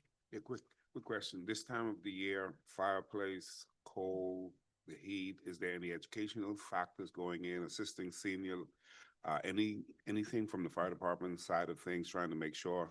So yes, we try to partner with marketing, and I know that's something we're going to continue to work on as the cold continues to come in, is make sure that the biggest thing we've seen over the last week and really over the weekend, make sure you open the flue before you start a fire in your fireplace. Yeah. Great point. Thank you very much. Miss Amanda, I'll never get your last name, so. Okay, one day. Good evening, Mayor and Council. Just a quick update on recruitment. In November, we added 3 new hires. Right now, we have about 6 positions posted for applicants. Like Chief Young mentioned, we've kicked off the process for our firefighter recruitment of trying to get 13. So we've been really busy with that, and we have begun the recruitment for our police chief. So we hope to start our interview process on that. I do want to extend an invitation to you all for our annual holiday luncheon and service awards for next Friday, December 19th at 11:30 at our Red Oak Municipal Center. If you're able to make it, we would love for you guys to join us. And I'm available for any questions that you may have. What's that? It's 11:30 on December 19th at the Municipal Center. Thank you.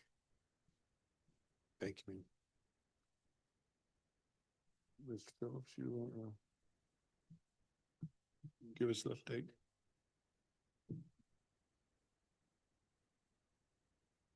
Give you a quick update. Oh, now we're on. Okay, apologize.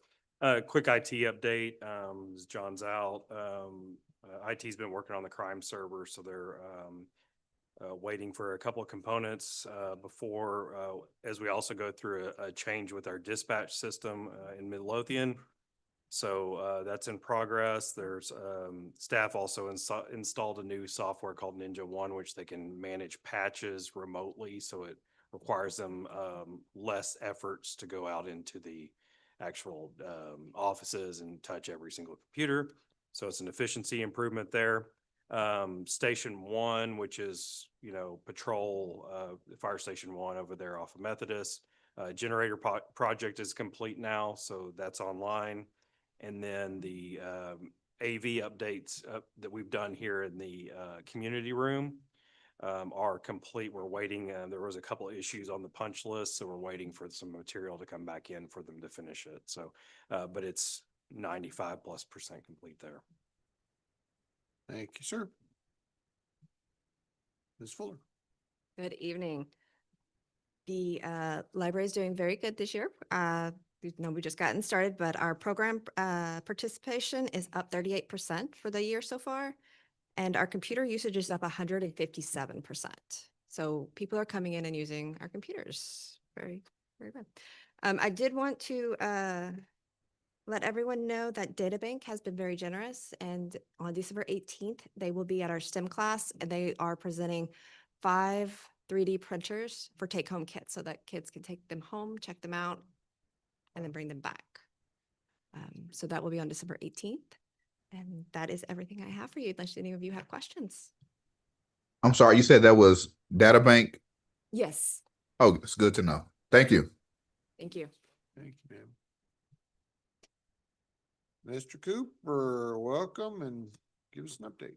Thank you, Mayor Council.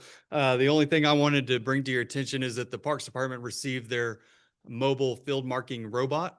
We took that into possession last month, and just so you know, we can mark a entire football field in in about 2 hours. That's something that would normally take 3 staff a good portion of half a day to do. So that makes us more efficient and able to increase our service level across our system. So thank you for that. And I can attempt to answer any questions you may have. Thank you, sir. Thank you. Chief Schroeder. Good evening, Mayor and Council. A couple of items that we took care of during this month is we had the Department of Justice Equitable Sharing report that we do annually, as well as the Texas Attorney Asset Forfeiture Chapter 59 report. Those have been completed, so we're good for another year on that. We continue doing backgrounds on lateral entries. We've also requested an entry-level position be posted, so we're starting to process entry-level applicants as well. The Animal Control Building continues on the process, and we're moving closer to completion on that, hopefully by the end of the year. Thank you, sir. Quick question. This time of the year, being on Christmas and all the shopping and all the stuff, is there any special concern that we're trying to educate our community on to make sure that we're being responsible with how we put away gifts in cars or trying to keep down? Is there any issue that is already starting to show itself early in the season, or we're at a good, healthy place? Lieutenant Meeks and Officer Dansby with the Community Resource Department, they're visiting with people within the community. I believe they've also prepped some social media stuff. We've done the Grinch thing in the past as far as hide, lock, and take. Probably the most common thing that we see nowadays are people not locking their doors and people going from door to door, pulling on doors. Obviously, if you have something valuable, don't leave it in plain sight. Keep your doors locked and call us if you see anything suspicious. You know, community participation is probably the key thing that helps us find these people. Thank you. No problem. Any other questions? Thank you, sir. Mr. Benford. Good evening, Mayor and Council. As you can see on your drive-in, the Live Oak parking lot project is well underway. Apologize for all of the heartache that it's causing everybody, but it's going to look fantastic when we're all said and done. We're pretty excited. It's moving along a lot quicker than expected. With the demolition, their contract is out until mid-April, but I expect, it'll be, done sooner than that. Dobbit's elevated storage tank. I love seeing it every day on my drive-in. We are almost done with the ground phase. The projected lift date is late January 24th through the 26th. And I have not forgot y'all's request to visit it before. So I hope to have, I'll get with Karen, we could send that out. But we're trying to get something to where once it's done painted before we lift it, give y'all an opportunity to come out and check it out when it's not 200 feet in the air. So that way you can really get a feel for the logos on the side of the tank. Because they're about to paint those in the next couple weeks. It's gonna be really cool. FM 664 utility relocates East Oco Road. We are wrapping up. We just got a couple hundred more feet to go, and we'll be tying in our water line, and then it's just cleanup work from there. Then the Methodist pump station generator, the new generator is in, it's running, it's operable at the pump station. And that generator will run that pump station at build out at full capacity for 48 hours straight with no electricity. So it's pretty cool to have that. And then the other generator that was there was in great shape, just a little small for what needed to be done there is now in place here. They're just working on wiring it up, and it should be ready to operate this building. My hope is within the next 30 days. So and just a little PSA, we are getting into colder weather. So I just want to remind everybody to protect your faucets, unscrew your hoses, blow them out with water, check your irrigation systems. But when you get into freezing weather, those lines will bust and you will have leaks once it thaws. So make sure you protect your pipes and give us a call if you need any help. Sounds good. Thank you, sir. Yes, sir. If we do have a snowfall this year in January, Mhm. what are recommendations for our community? So recommendations are, of course, the faucet covers are helpful. Unscrewing your garden hoses, making sure that you have antifreeze faucets if possible. If you don't, we recommend leaving a faucet farther inside the back of your house, like at a rear bathroom or something like that. Dripping. I know it's not ideal to use water, but it is certainly better than water freezing in your pipes. But we got to be substantially below freezing for that to happen. But if we're in the, 20s for a few days in a row, that's absolutely, possible. Especially older homes that don't have the insulation that the newer homes do. So yeah, just covering your faucets, leaving a faucet inside the home dripping when we do get into those really cold weathers. And if you do notice that you have frozen pipes or burst pipes, give Public Works a call and we will get out there and get your water shut off for you so that we don't have, flooded roadways or anything like that. Thank you, sir. All right, thank you. Okay, so the time is 8:40, I believe. Got a glare?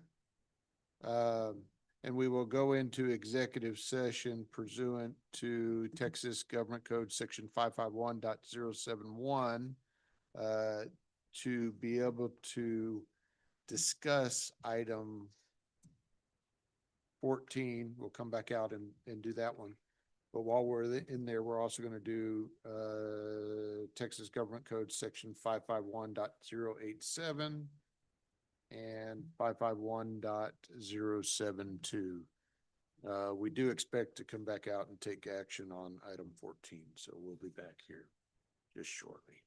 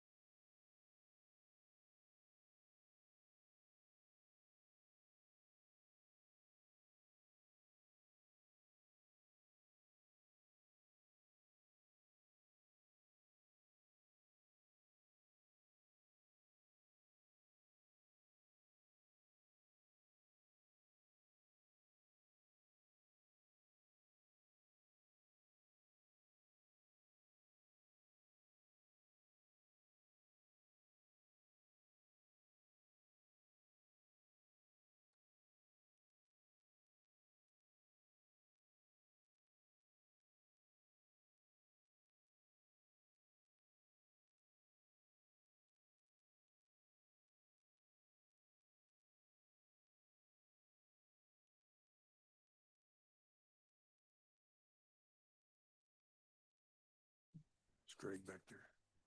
Oh, Make sure you can bring in,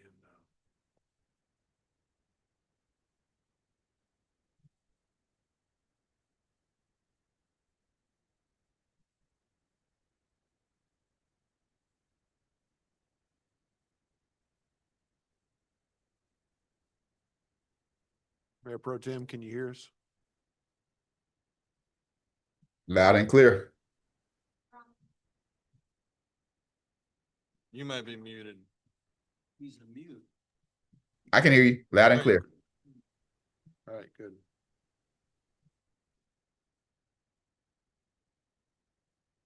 Everybody here?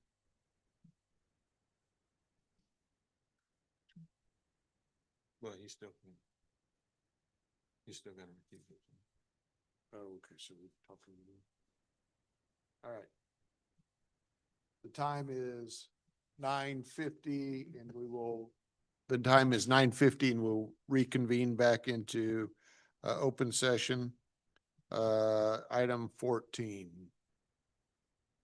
is to conduct a public hearing and consider approval of ordinance number 25-054 of the City Council, City of Red Oak, Texas, granting a zoning change request from PD Development 164 revised 1 to PD Plan Development 164 revised 2 for the development of a data center complex and associated infrastructures on approximately 212.8018 acres of land generally located northeast corner of Stainback and Bachelor Road, north of Stainback Road, Ellis County, south of Ellis County, Ellis County limit line. Mr. Hartman, will you kind of catch us up? Yes, Mayor, Council, this is the data bank data center site. This zoning is to finalize the second phase of their site. They originally came in with a concept plan and then came back with a development plan for the first phase, which is closer here to Stainback Road. Here's Loop 9 on the plan, Stainback here, Ovella here, and the Bachelor extension will come up here and eventually connect to Loop 9. So the first phase is kind of see the outlines of the foundations here in their in the aerial, but the second phase will be the continuation of this, and it's still consistent with the original concept plan. So phase 1 is 1, 2, 3, 4 buildings here, and phase 2 is 3, 5, 6, 7, 8 buildings here, and then in the center is the substations needed to power the site. So nothing has changed from the original concept plan, and this is merely to finalize the second phase, showing the detailed site plan. Oh, it's going to freeze on me there. So previously we talked about where we want the access points. There's an access point here on the new Bachelor Road that they will be constructing. This will be the secondary access point for the second phase. The first access is also on Bachelor Road here with one emergency access that was already done with the first phase. It's freezing on me. Sorry, guys. So that emergency access is down here on the Stainback, so that won't be for everyday use, but just for emergency vehicles. Just like with phase 1, all of the construction traffic will have to utilize Loop 9, which they've now installed the driveway off of Loop 9 for all of the construction traffic, keeping it all off of Stainback and Bachelor. Okay. So that is it from a zoning perspective for this, for their new buildings here. Okay. Developer is here tonight if you have any additional questions for him.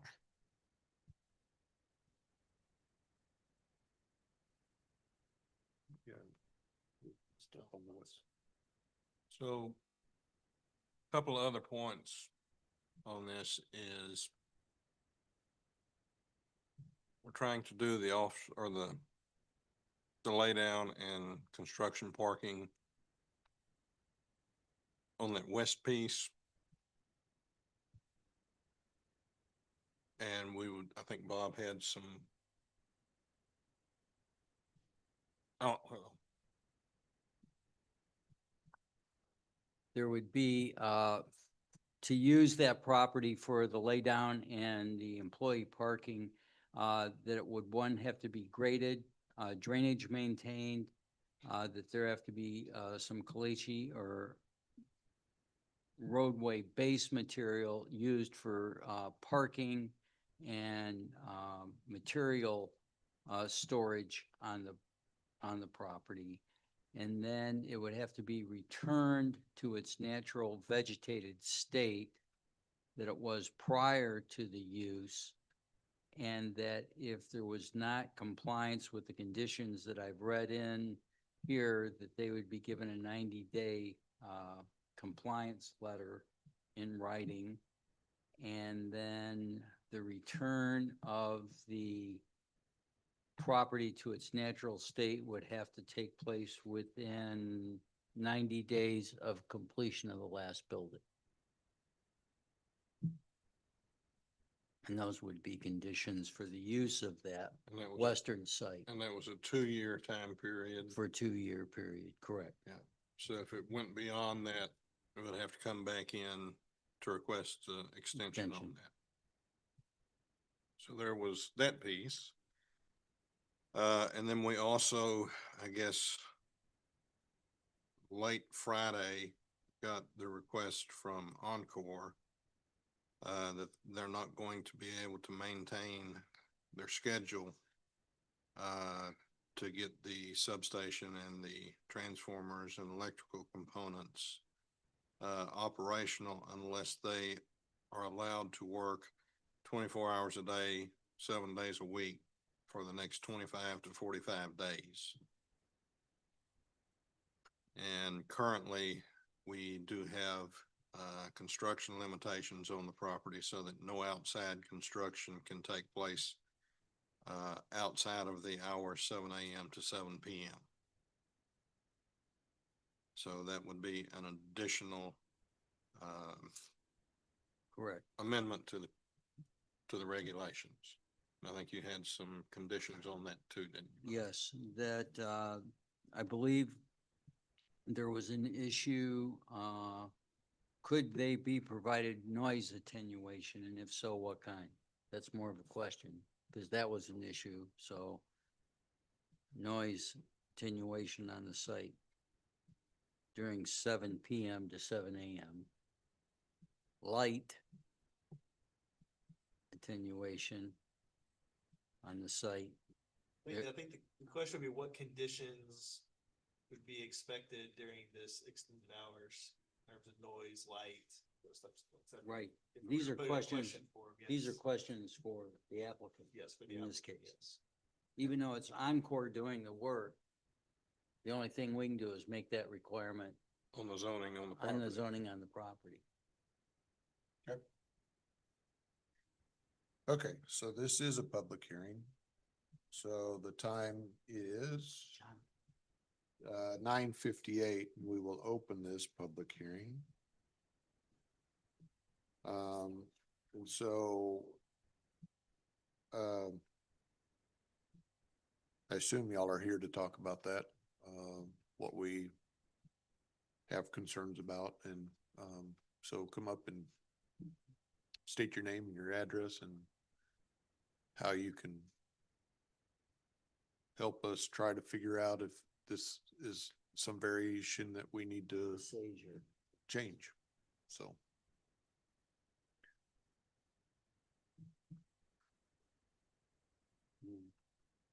I mean, if you have any comments on the normal phase 5 to 8 too, obviously, that was. Sure. Good evening, council members and mayor. Michael Landwehr of Kimley Horn Associates, located at 13455 Knoll Road, Dallas, Texas.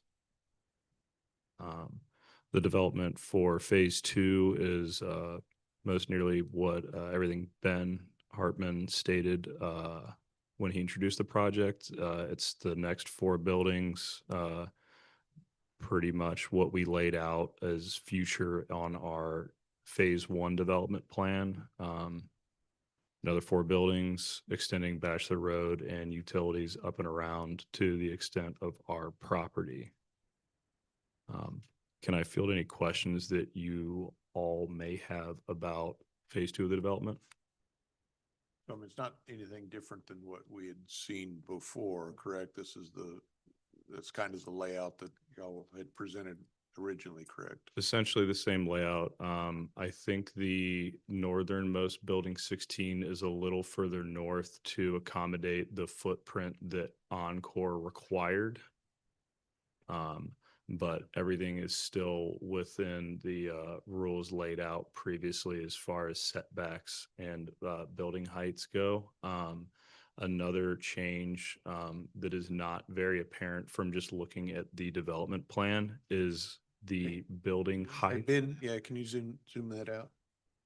Just a little bit.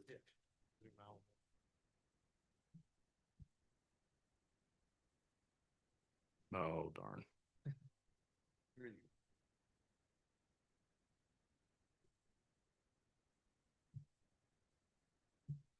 Then slide it up, I think.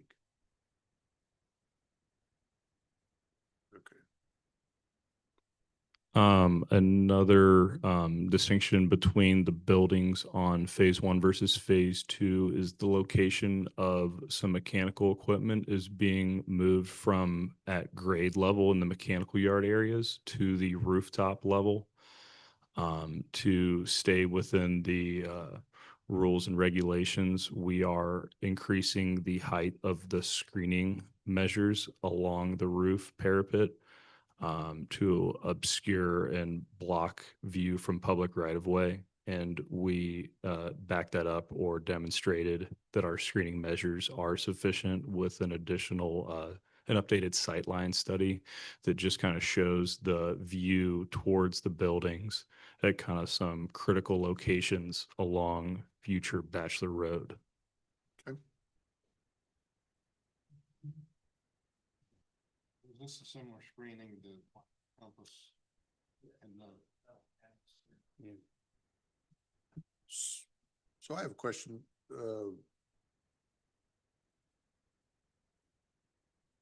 Not about that part. The private substation,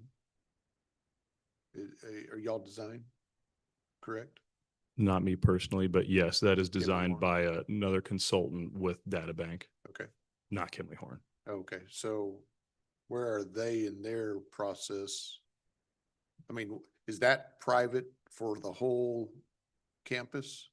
Or is that just for these newer sections?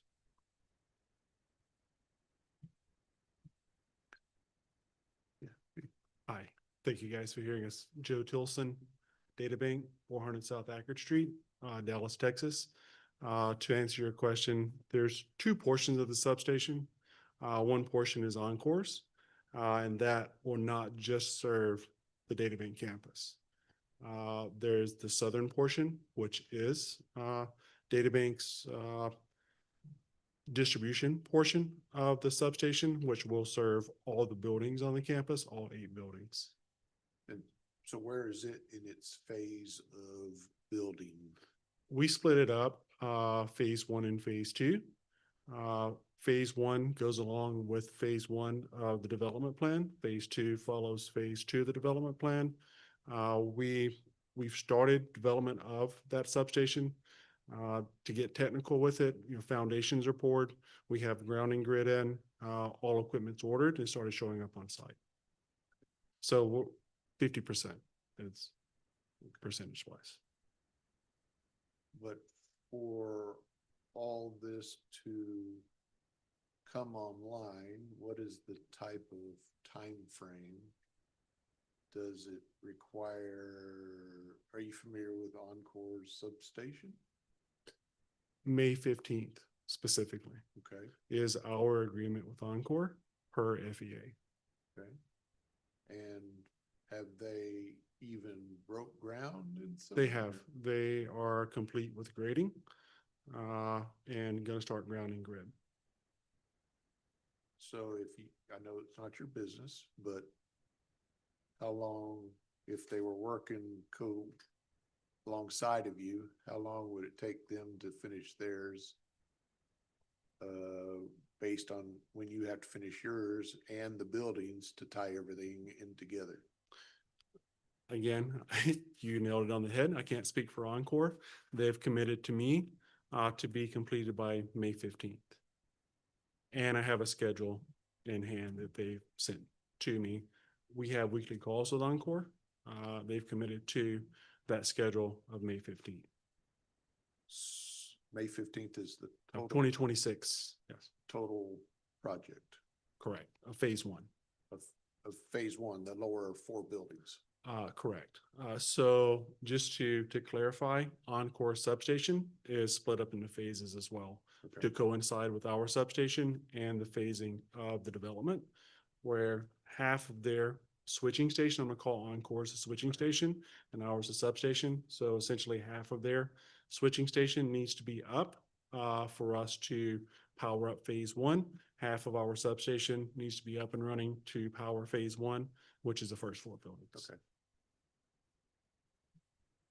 So how much longer do you, I mean, you're on a tight line to be able to finish that first phase, right?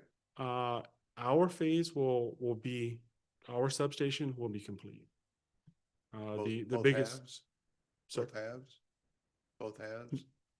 For phase one. Phase one? just phase one. Okay. I guess what I'm getting at is, so that's 6 months? Yeah, what we've been told is 25 to 45 days because they need an accelerate because they're behind and they need to accelerate their construction to probably catch up so they can make the May 15th. Okay. So what my understanding was, is they need to work 24/7 up to 45 days to catch up. Okay, so 45 times 2, if it's a half a day, that's 90 days, that's 3 months, and we got I've 5 never built a months. substation. I guess I what I'm don't getting know. at, because, I don't know. I Yeah. assume that there is they have suppliers, they have scheduling, they have staging, they have all those things. And so I've never built anything other than a log cabin Sure. with Lincoln building blocks or Legos. And so I can't speak to how you stage that, but if they're behind, I assume that things have to be tested, sure. integrated. They need their work done before they integrate But with that's their 3 work. months, and they got another 2 months before that. I'm May just the 15th. messenger. I know, not I'm the just, Joe, what I'm, have they indicated to you that they've been on schedule? And have they indicated to you that they're not going to be able to complete it without doing 24/7? The first indication that I got that they needed or they weren't on schedule was on Friday, as disclosed to you earlier. Right. Same time we'll get. Yeah. because we guaranteed people around there that there wasn't gonna be nighttime construction. So if we were to allow that to happen, we're gonna put stipulations on there that they have sound attenuation devices, like when they're drilling the oil rigs or the gas rigs close to the neighborhoods and further west. Which unfortunately is probably gonna be passed on to y'all because that's not what they go into, but they're gonna have to put some type of barrier up that helps keep that light and that sound from radiating to the neighbors that are within 200 feet of there. Of course. So, you know, and I hate that it's come to that, but, you know, we had you know, a lot of those neighbors really complained that they didn't want to see things 24 hours a day. I think we could probably get by with working Saturday and Sunday, during the daylight without a big hub to do, but if they're gonna do it at nighttime, I think we're gonna have to require some type of barrier up there. Yeah, some sort of screening and Yeah. attenuation. Yeah, I think we could even consider extending past 7 p.m. to something like 8:30 p.m., but it's the 24 hours, middle of the night construction that That- we During the committed holidays. during the holidays that we committed to people they weren't gonna see. Yeah. During this project. but it, as far as the other part, I don't have any problem with. And then as long, if we went to the west of the road development, like what the legal had advised, I think we'd want to see those barriers, those things put up that it's returned to the natural state, with grass, put down after everything's stripped down. And if it expands past 2 years, that you got to come back within a 2-year period of time before to extend that. Otherwise, we can say, hey, take it up. So, And if I heard correctly, that was 90 days after the last building completion should be. exactly. But if you don't finish within 2-year period of time, come back beforehand so we can Come back. extend it Yeah, again. yeah, for an extension. I think I. That's right. Right?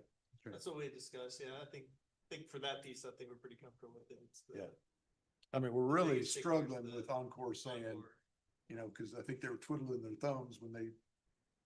Should have been building Uh, subs. That's Yeah, right. again, It's not y'all. I found out the same and We're not The- faulting yeah, you, but yeah. unfortunately, some of that, if we allow that to happen, they're gonna have to So, but do some things.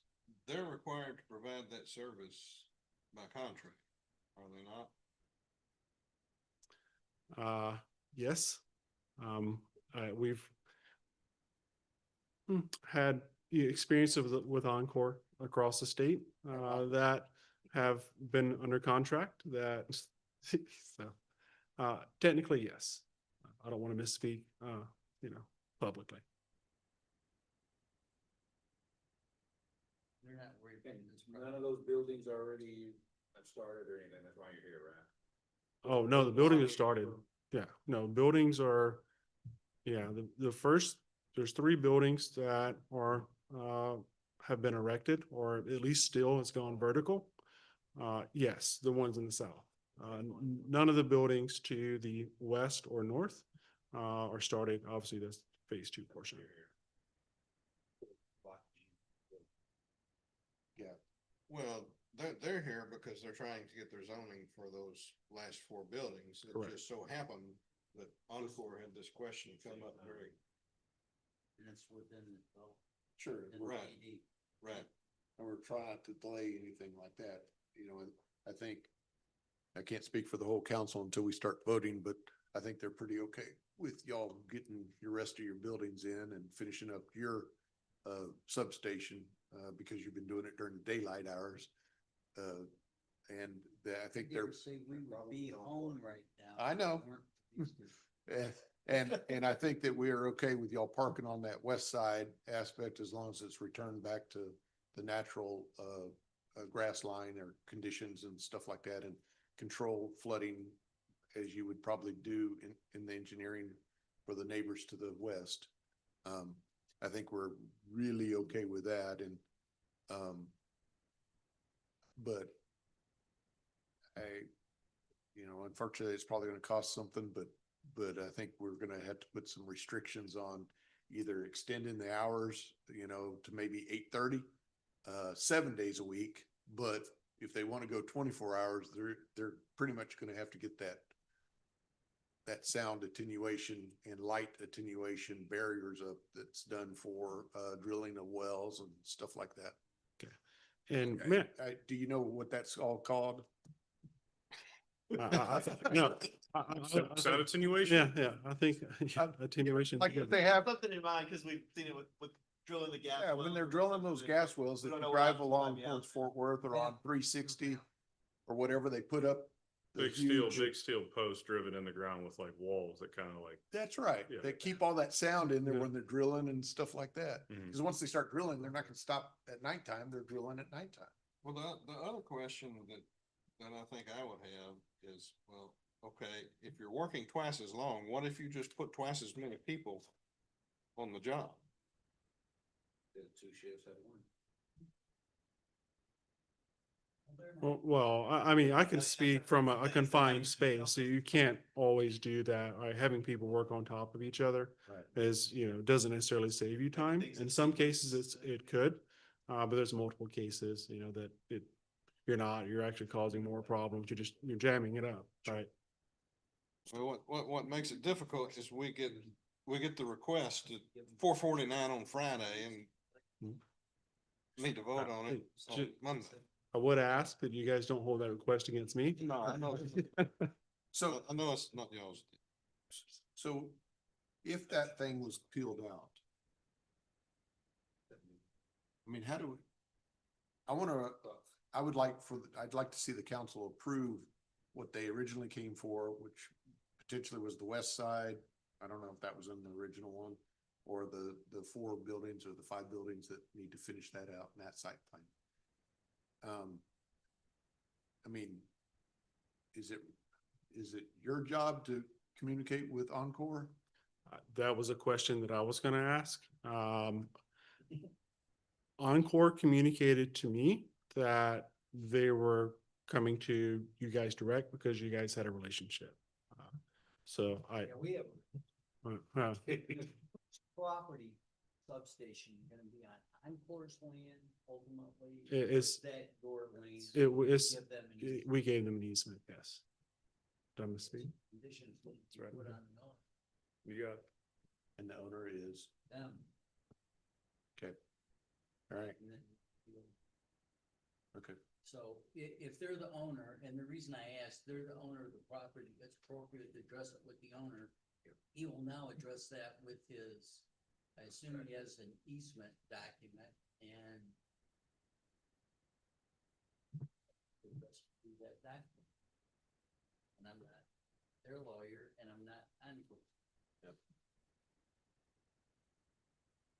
Do you understand our pickle? Mhm.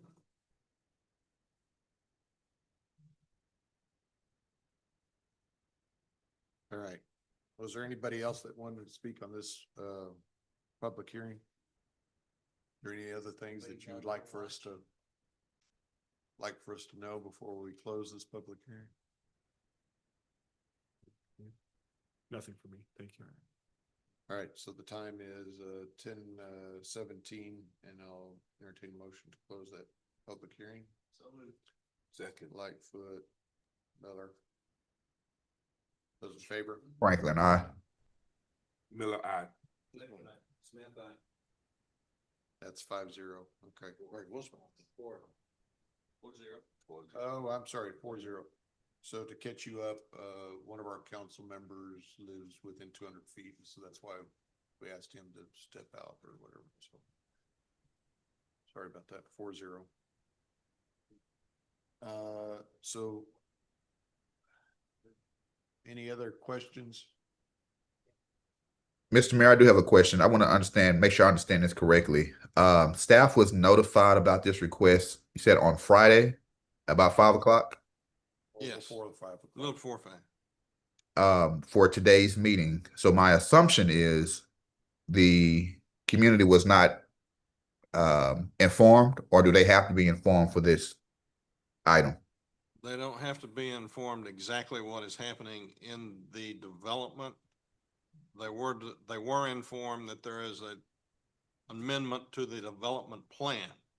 They weren't informed, they never are, exactly what the amendment is. Okay. And did we have any feedback from anyone within a reasonable distance? So this is where I think Councilman Flannery was contacted by some neighbors. They asked him about it, but I don't know what was said to them or he said to them or anything like Ben, that. did we have anything during the P and Z meeting? We had one neighbor come out and speak against it. It was Miss Terry Cohen, who lives right here. But at that point, it did not include the Encore stuff and the parking stuff. It was Correct. Strictly the buildings. Correct. Okay. And She was against it. She was okay. against it in any form or fashion. Okay. And just for clarity, what's the distance between the nearest single family residence? Half a mile. Half a mile. Okay. From the Encore stuff. Okay. I just wanted to know that on the record. Thank you. A little over 2,000 feet. Yes, sir. And I just wanted to clarify one thing. The request was not made by DataBank. It was made by Encore outside of DataBank's, knowledge or request. Understood, thank you.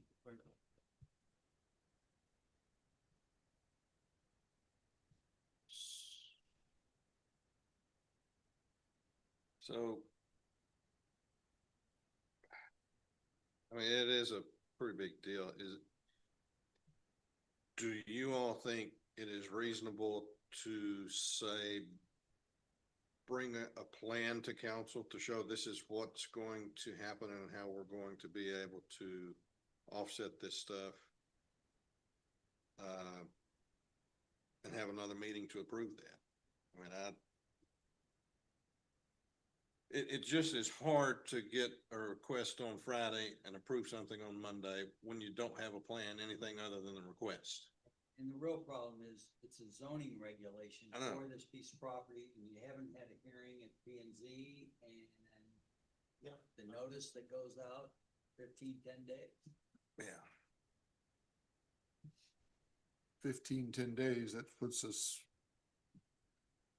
Almost at your next meeting. because The worst time of the year to consider a zoning case is during Christmas. Clearly, because people are out of town, they're gone, the holiday thing, they're not gonna give up their family to come down here and work with us about anything. I'm worried about So- attending a special meeting. Having this for. Yeah, I know. Special act. So if we were to delay this for DataBank, this approval, how many days does that throw you into a kink until we can get all this done? I guess what we're saying, don't take action. Can we approve? Well, you can approve everything except for,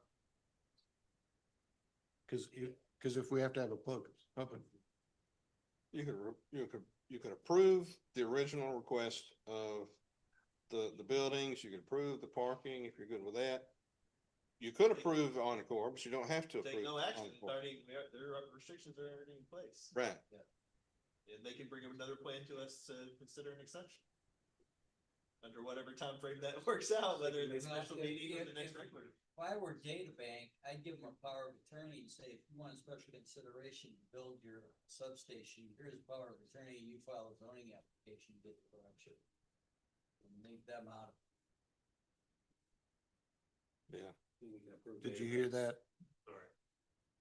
I said, So- if I were you, I would want my project approved and let Encore twist in the wind and tell them if they want special exception, they're gonna have to, you give them a power of attorney as the easement holder, as you as the landowner, you're the easement holder, come and bring a case to seek. But it has to go remedy. to P and Z, Yeah, so it has to go through P and Z. Well, we. And that would keep potential you be- out of. Yeah, we would potentially approve what y'all are bringing to us, except for that Encore request. That has to go through the normal channels. So that the Encore request would need to go through, would be a separate P and Z. That, And that's what we were just talking about, because we didn't come for Sure. Encore. Yeah. So I understand, it's kind of entwined. We're inclined to give you what you're asking for. The Encore thing is a curveball we're trying to come up with a way around it. Solution. Okay. you good with that? Yeah, that's what we were just talking about. I think it makes sense to move forward with the phase 2 portion of the project. And I would like to understand, just coming back with Encore, the Encore ask, because they're gonna ask us, correct? What do we need to do? Yeah. That is just a formal submission through P and Z Right. for, That- okay. That's great, because it needs to be posted. And that will go through the full cycle. That's correct. Okay, So- Which will they be, can file that application tomorrow and they can make the next cycle and have that meeting again. right. okay. So January 8th, public hearing. So file it, for them, they need to file that or whatever, you give We them have a- permission to file that. Okay. Have to be a P&Z meeting the end of December, whatever that Monday was, for that, after, right after Christmas. And then you may. Or we could have a joint meeting. Yes, and I believe the cutoff for the submissions for the December 29th P and Z is Tuesday. So tomorrow or Next Tuesday. So sometime. Mr. Hartman, the cutoff for the 29th P and Z meeting is the Tuesday, the 16th, is that correct? It was last week. The notice date, we can take it. We just need to, we need to have it by the 16th to send out notices. Yes. Yeah.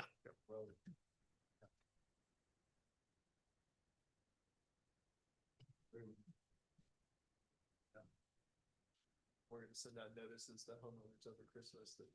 About the light. But else. It'll be great. No, it's not part, I thought it was part of the same track, it's actually a separate track, so. So we can't do that. Yeah. Okay, so the only thing we can do is this. Approve the site plan, the detailed site plan for the remainder of phases, and we'll get the other stuff taken care of. So we can't do the parking thing yet. I thought it was part of the same track, and it's not. I thought the road cut it, that little remnant. Yeah. It has a separate track. Has its own separate description. It's a separate track property. Okay. It wasn't- Mayor Pro Tem, did you hear all that? Yes, I can hear it. Get a notice for that.